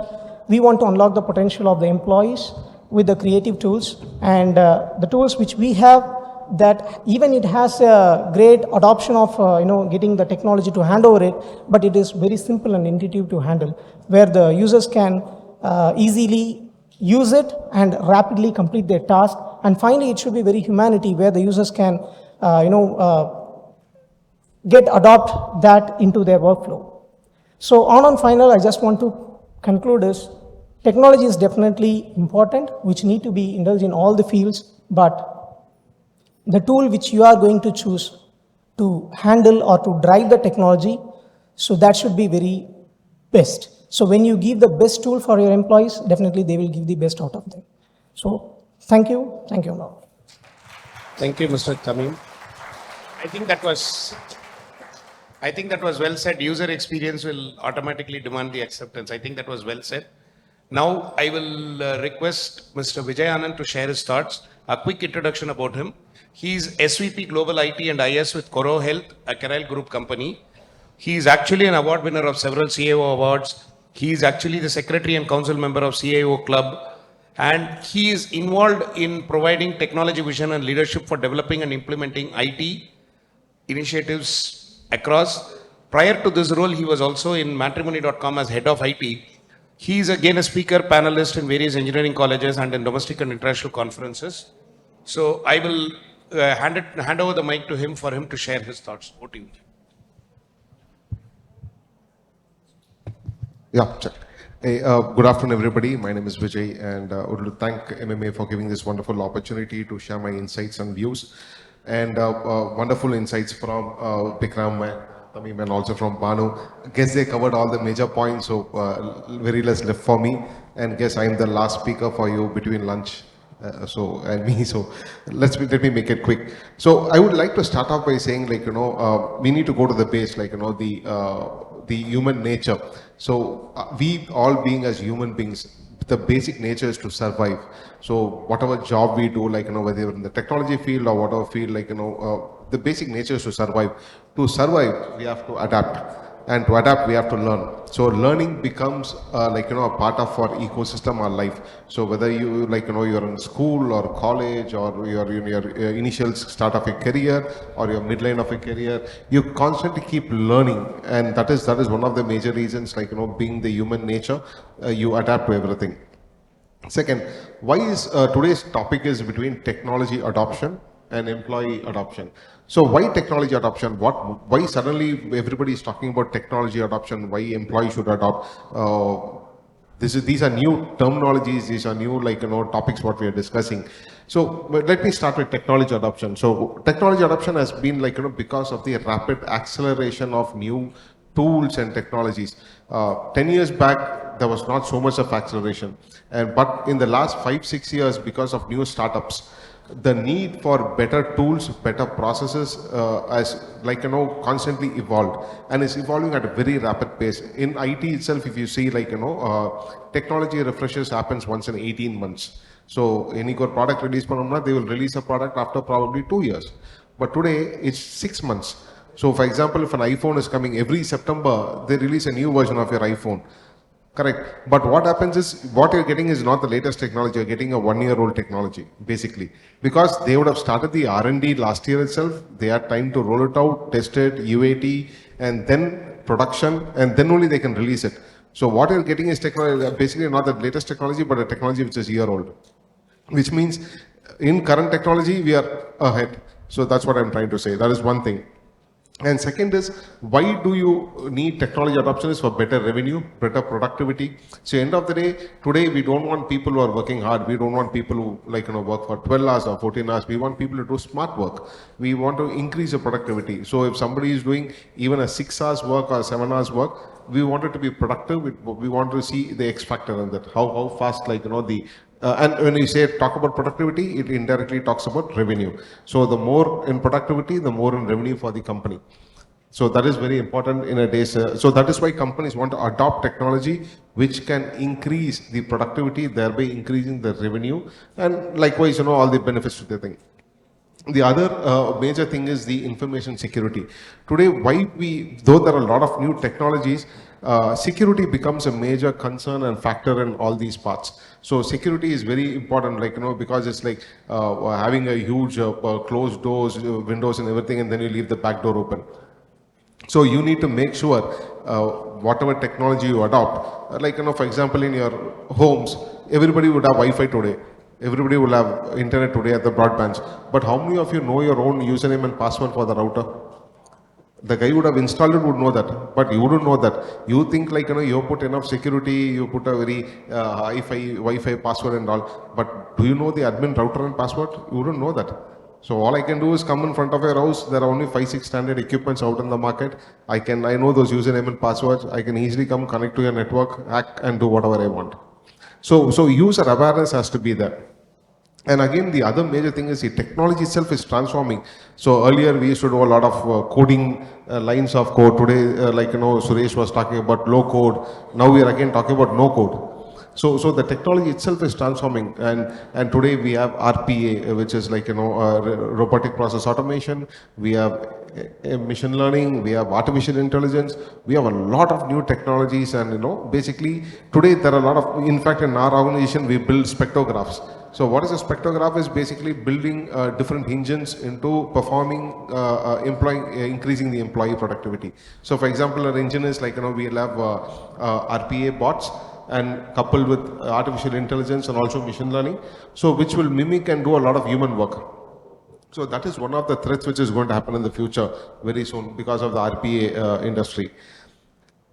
Okay, now coming to the employee side. So what does the employee has to do to adopt? How can he accept? Why should he accept? Will he accept? And if he's going to accept, how he's going to do that? Now everybody is not the same. So some people are willing to learn, some people are not willing to learn.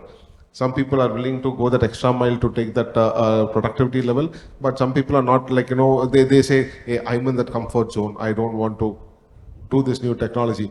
For example, like a lot of people, like, even if you give them a latest Android mobile phone, they'll only use the on off feature, like, the green button and the red button. They wouldn't use any other features, which is like, however expensive phone you give or however technology advanced you give them the tools, some people would want to use it, some people wouldn't want to use it.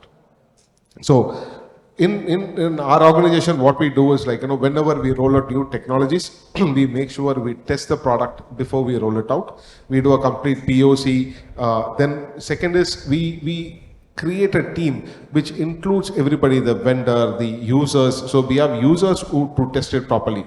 So once the users test it, we, like, modify the requirements, like how they want it, what can be an easier way for them to do, not make it too complicated for them to, like, not understand the tool or do the performance. And then main is a training part. So today, like, adopting new technology is not a big thing, but how do you make the user understand or user use it effectively is the challenge here. So constant training, knowledge forums, help centers, customer care centers.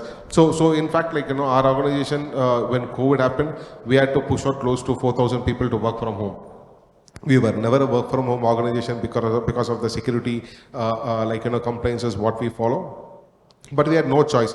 So we had to make sure these people, like, are given additional tools to help them perform, and we have to teach them. And like, during the last 2 years, we churned close to 10,000 people.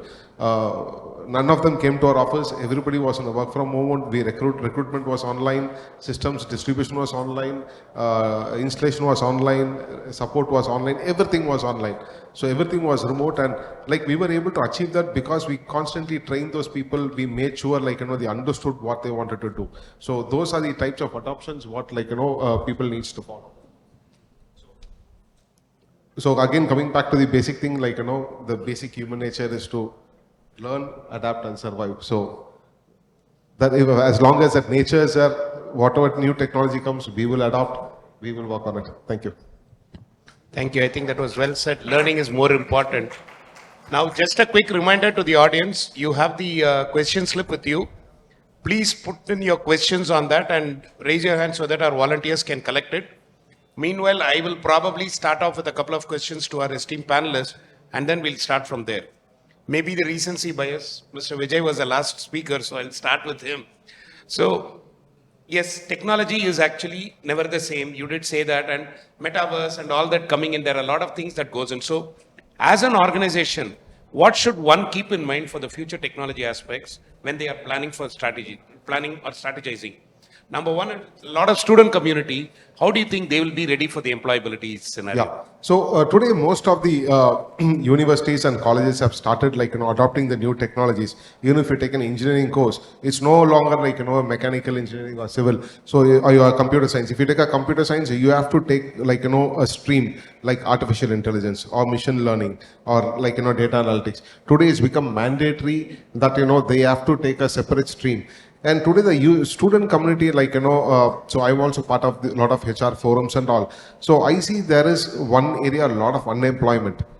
But on the other hand, there are areas where, like, for every 100 opportunities, there are only 20 people. There is a huge demand for a lot of new technologies, like, data analytics, BI, AI. I want the students to, like, start focusing on those areas. And trust me, the packages are fantastic, and the again, it's the adoption. So students have to adopt themselves. They should see what technologies are available in the market, which is see, there are today a lot of research which we have not looked at 10 years, 20 years back. Today, I can tell you, like, based on research, what are the top 10 industries or what are the top 10 technologies is going there. So people should start doing a lot of research, R&D before choosing the field. And if they choose a field, they can always see. Basically, I'm a mechanical engineer. I did my master's in computer integrated manufacturing. நான் படிச்சதுக்கும் பண்ற வேலைக்கு சம்பந்தமே கிடையாது. Okay, but I adopt myself because I started my career in networking. I like, kept engaging myself. I kept upgrading myself. Every year I do a certification. I do CISA, CISM, data privacy expert.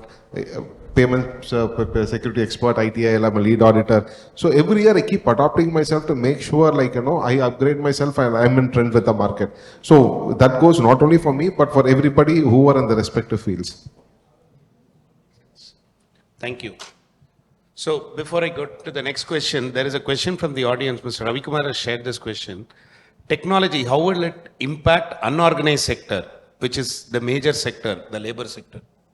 Open question. So it will actually organize the unorganized sector. See, what are startups technically doing? They are taking an unorganized sector, organizing it, and they are making it money. That's very simple. So even if you want to do a startup or something, take an unorganized sector and organize it. So what Sudhakar is doing is taking an unorganized sector, organizing it. Today people are moonlighting, all kinds of development, everything is, so he's taking, that's an unorganized sector where nobody has got into that. So what it Ola did, like, there were different prices. It was a completely unorganized sector. They took it and done. So that's a direct answer to it. Yeah, makes sense. Anybody wanting to add there? See, today technology has brought a lot of discipline in unorganized sector. It all starts with monitoring or capturing the attendance to payment of salary on time, and the right payment, right amount of what you deserve or what you are supposed to get, it goes to the account. That discipline has come and awareness has come. Not only that, the database, there was no database earlier for unorganized sector. If you ask me who are the carpenters available, who are the plumbers available, there was no. You go to any search engine, job portal, you filter civil engineers, you will get lakhs and lakhs of civil engineers are available. There was a time when you want a plumber at home, you will not get. 2 days, 3 days you have to wait. And today in many countries, the plumber is the highest salary they get. And some of the things which is in unorganized sector are not there, because today, nowadays, a carpenter's son wants to go to Silicon Valley, and he's right. And every other person, those skill sets, there is a dearth of people.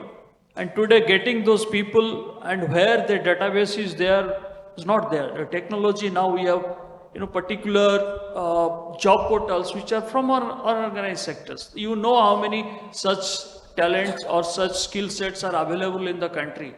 And learning for them or the training for them also become essential, because it is mass learning. You cannot have a niche 20-25 people coming to a classroom or through micro learning sites you teach them. There is a huge need of upskilling of those talents in organized sector. So with technology, that gap has been bridged. So many ways it has brought discipline, it has brought transparency, it has also brought a lot of kind of awareness. Yes, these are the skills which are important, are very much scared in the country or across the globe you will not get. So all these things combined together has helped unorganized sector in a big way. Great, thanks. Few questions from the audience again. From a student, Roshan, his question to any of the panelists is, as a HR, what skills and knowledge in technology is one looking to learn and improve on to be up to date in HR?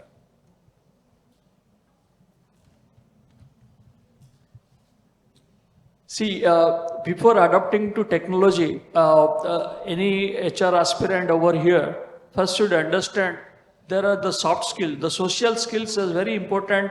You can any day learn artificial intelligence. You can any day adopt to the digital HR things, whether it's parsing of CVs or micro learning or these leaderboards. All those things are all good. Anybody can adopt.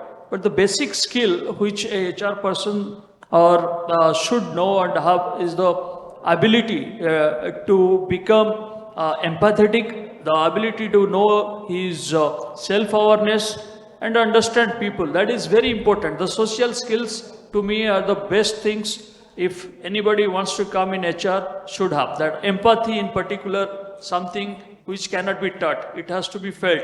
It has to be observed over a period of time. To be very specific, I'll tell you how it comes. You should understand where the person is coming from, what are his problem, what he is thinking, his point of view. You cannot say this is the policy, this is the structure.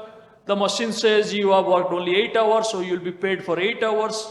Where is the flexibility? If everything is robotic, there is no human element.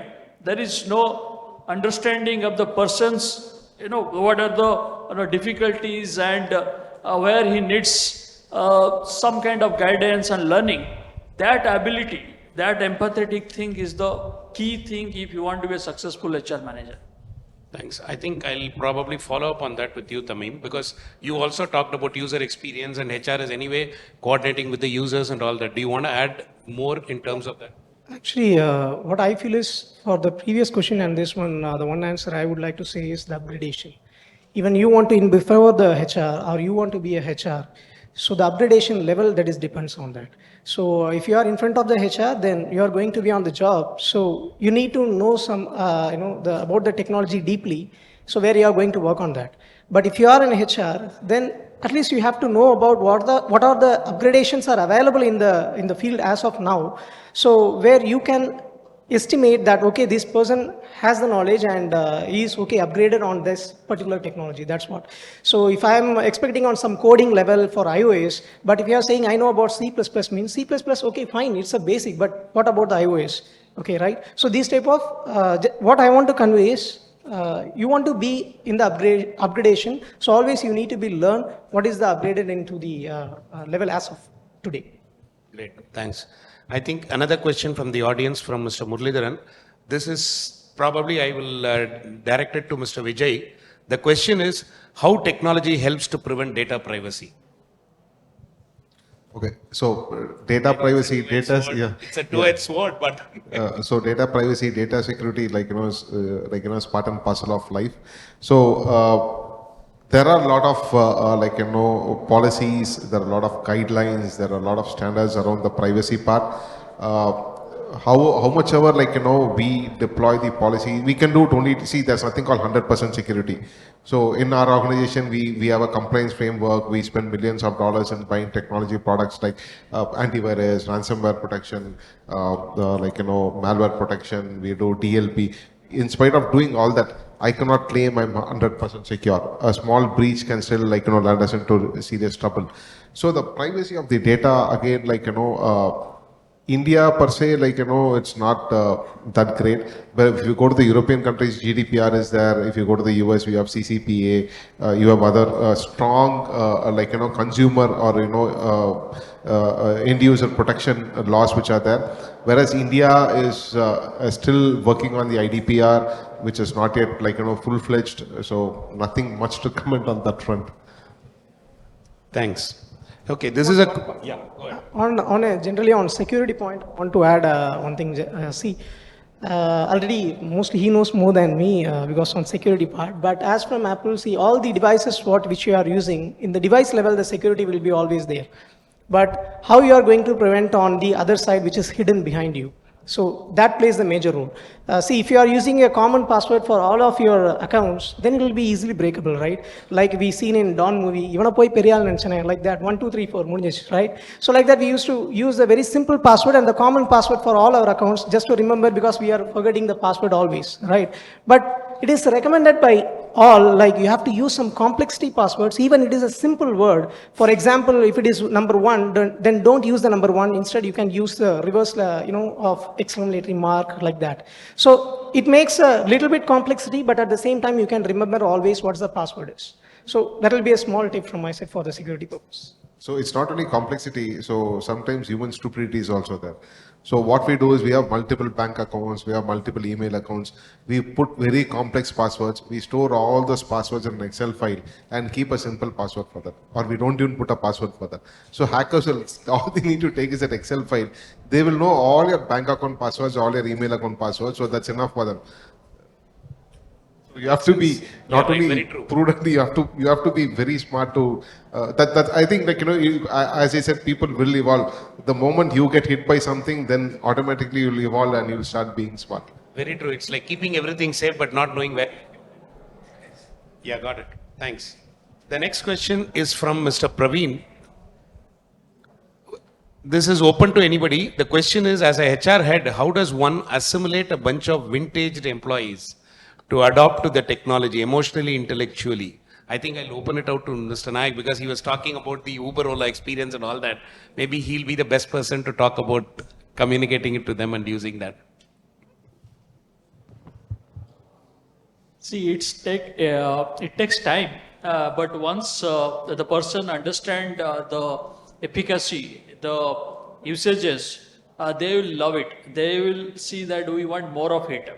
Today, there was a time when smartphones, very elderly persons, they were very kind of reluctant to handle smartphones or the various apps, WhatsApp or even Insta and other things. But today, technology has made things so simpler. You need not have to, go and install the thing. It gives you so much of user friendliness that you need not have a second person to come and teach you how it has to be done. And naturally, there was a reluctance earlier to adopt those kind of things in the organizations because end of the day, we have come from, basically in the Indian context, I am saying, that we are being taught that there is something called supremacy, legacy, all those kind of things, which has now there's a taboo. Okay, calling by sir, madam, all those things in some organizations now it has become very offended if you start telling them sir and madam. So people have understood, and today I have seen the older generation. Some of them say, "Please call me by my name." Okay, this is what my parents have given to me. And that's a shock. I used to tell him, sir, 10 years back, and the same person is telling, because today their grandchildren are calling them, not, they're calling them by name. Even I have seen children calling their fathers by name. So this is the cultural change which has happened in the country itself, and people have adapted to it in a very positive manner. And still, it's work in progress. I can't say that, everybody has accepted it. Maybe out of compulsion or out of societal things, they are adapting or accepting. But by heart, they have understood that this is what the world is today, and there is no other second go or second thoughts. Thank you. Now, this is a question from a professor, Paul Dayanadi. The question is, why AI is not made as a core subject in all fields of engineering? So Maybe do you want to start with still in testing mode, it's not perfected. There are a lot of room for errors. So though people look at AI, still it's under a subject which is not completely proved. It's still not a very proven technology. There's a lot of errors. So even for robotic process automation, for certain areas, though we adopted, there is still errors in that. So even a 1%, 2% error is not acceptable. So AI is still has time to go. So probably it will take another couple of years to mature and be a full-blown product to be available in the market. Yeah, I think it's more of an experience that's happening now before we really allow others to learn. That's where it goes. This is an interesting question again, open to all. Due to technology advancements, this is from Mr. Madan, due to technology advancement, the employee connect with the HR has reduced. Is it a good sign for the organization? Yeah, it's a very pertinent question, and definitely it's not a good sign because end of the day, the robots will not going to do a salary fitment or salary negotiation. They cannot do. They do not know how many members are there in your family or where they live in, which city they are in. So it has to be a controlled kind of things where technology should help the ways where things efficiency can come. But some of the human touch points we cannot ignore totally. The social things which I keep talking about will always be there. So today, one example I gave about the salary negotiation part, which won't happen. Same way, I have seen there are bots which are helping employees to go to some, suppose somebody needs night 12 o'clock, some medical emergency, and you just key in, the bot say, yes, these are the hospitals nearby and all. bots can advise you that, what time you can reach the hospital depending upon the traffic management and all. Those are good. But unless until somebody, comes to the hospital, greets the employee and meets them, that effect is more than even giving you a 200% increase in salary. So definitely a very pertinent questions, and organizations should think the mechanisms of how they can reach out in various ways to help the employees feel them wanted emotionally. Okay, the stake and money and all will always be there. But the minute somebody visits your house in terms of this kind of emergency and all, it will last for you lifelong, not only with you, for the whole ecosystem, the family members, even the relatives. They'll say, this is the organization which cares. It is not HR who had come, even the CEO can drop in, even the person who is nearest to you can drop in. That gives a messaging that we care. That if it comes, then we cannot always blame HR that there is no HR person visible and all. Very true. We also heard Mr. Sundar talking about it this morning. Machine first, people next in terms of jobs, but that also means it is opening out a lot more in terms of people-centric aspects and all that, the empathies and all that. I think that's where we are actually moving towards. The next question is from Karthik, a MAHRM student, directed to Mr. Vijay.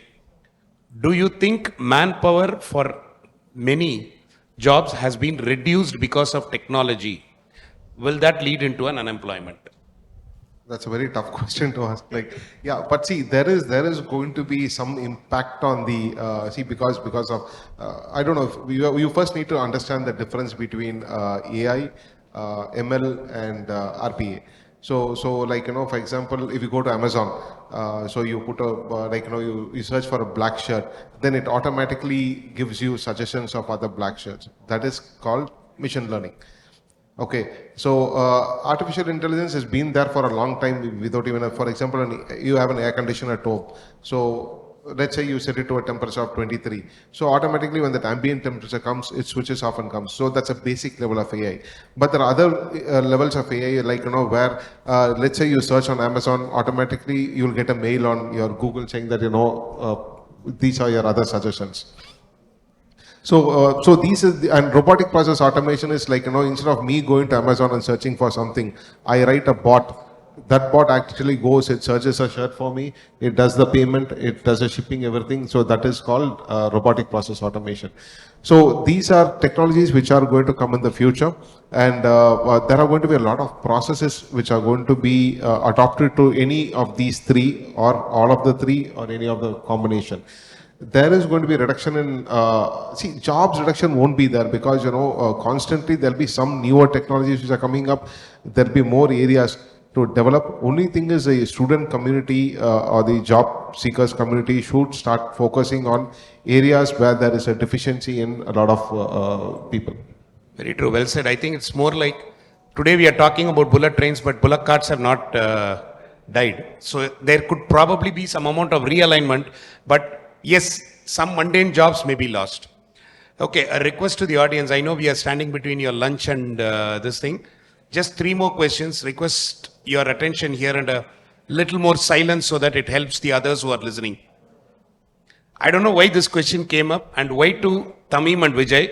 Let me read it. I will leave it open to them for them to answer or not to. How to become a billionaire and what are the qualities to become a successful? I don't know why this came to Tamim and Vijay. Yeah. So there are ordinary people, then there are extraordinary people. So it is your choice if you want to be ordinary or extraordinary. So end of the day, there are certain people say, hey, there are some people who are always aspire to come up in life. They want to achieve more. They want to you're never contented. For example, okay, car vechirkom, okay, now Maruti car irukku, next varana car vaanga. So to attain certain things, you have to work towards it. So if you want to become a billionaire, you have to be super smart, you have to work hard, be honest, be truthful, ethical. So those are a lot of traits which you need to, not Okay, you want to add anything? Because they asked you also. Actually, Rajendran sir said before me, you will be having a satisfaction point after certain level, right? So whatever you earn, so there will be some satisfaction point. After that, you need to be solve some critical things. So that makes you to feel, good. So who say we as a billionaire? So we think they are very happy, they are the billionaires, right? So if you want to be happy, then actually what from my suggestion is actually you have to think and you have to solve some critical things that makes you to as a billionaire more than from the money point of view. Yeah, makes sense. This is the last question. This is open to all the panelists again. Will AI take over HR? What do you think is the future of HR with all these technology adoptions? You want to start? Go ahead. So, in our organization, we have built robotic process automation for the HR function. So, what it basically does is we have an email ID. So, what the bot does is whatever resumes that come to this email ID, it automatically reads all the resumes. It has certain parameters on how to evaluate a resume. And once it meets a certain parameters, out of 20 points, it matches some 10 points.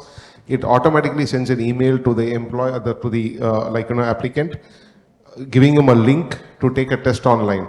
So we have a test a platform where the user can log in, do the test, and the test results are put into different buckets. So again the robot checks in which bucket this fellow is in, and automatically aligns an interview with a typical schedule with one of the panels. So this entire process is done see, even validating the resumes, it checks for different parameters. So same person Vijay Anand would have put new profile as Anand Vijay, he would have changed something profiles and all, but it validates, goes back and checks his entire database and see if there's a duplicate profile or something. It does a lot of validations, no human intervention. Yeah, makes sense. You wanted to say something, right? So yeah, I don't know, might be all our students, most of the students are there. So again, the unemployment questions are coming there.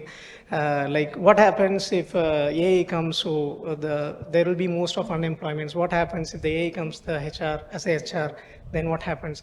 So actually, as I said before, like the upgradation is the only option. And whatever, generally we used to speak with the teachers, we used to say, sir, see, automatic paper correction option is there.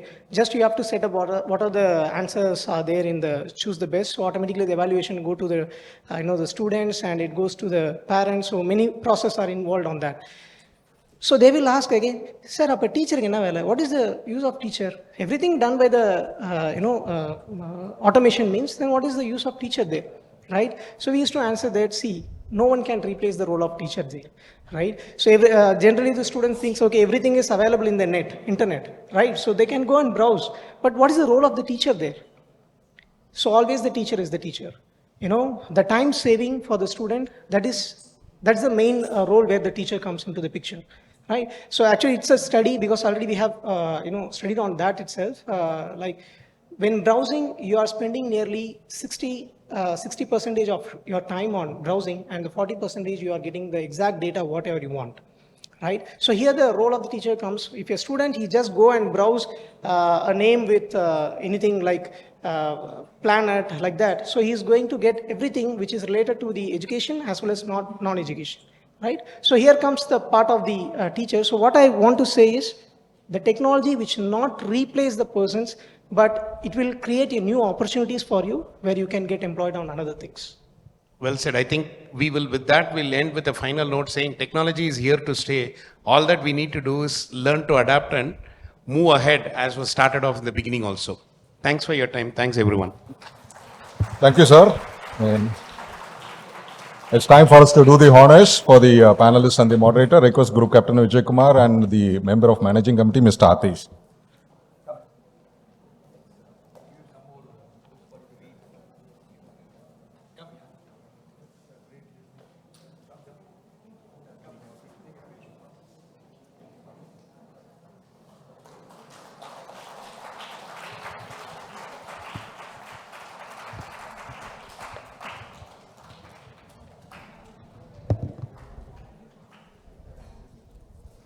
Request Group Captain to deliver the concluding remarks for the day.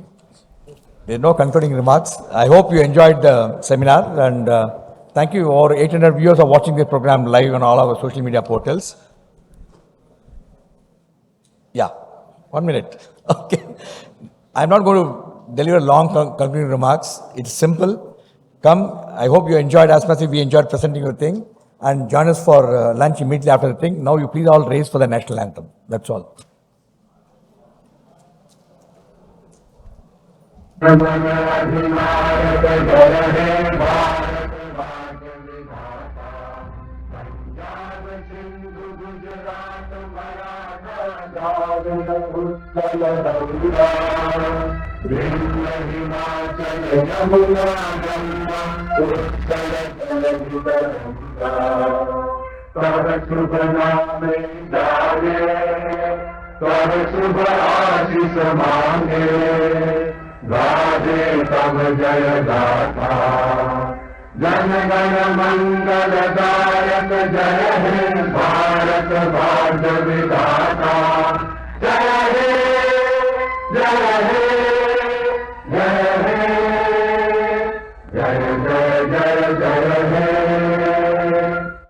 Thank you. Kindly join us for lunch, and it's a pleasure to have you with us this morning.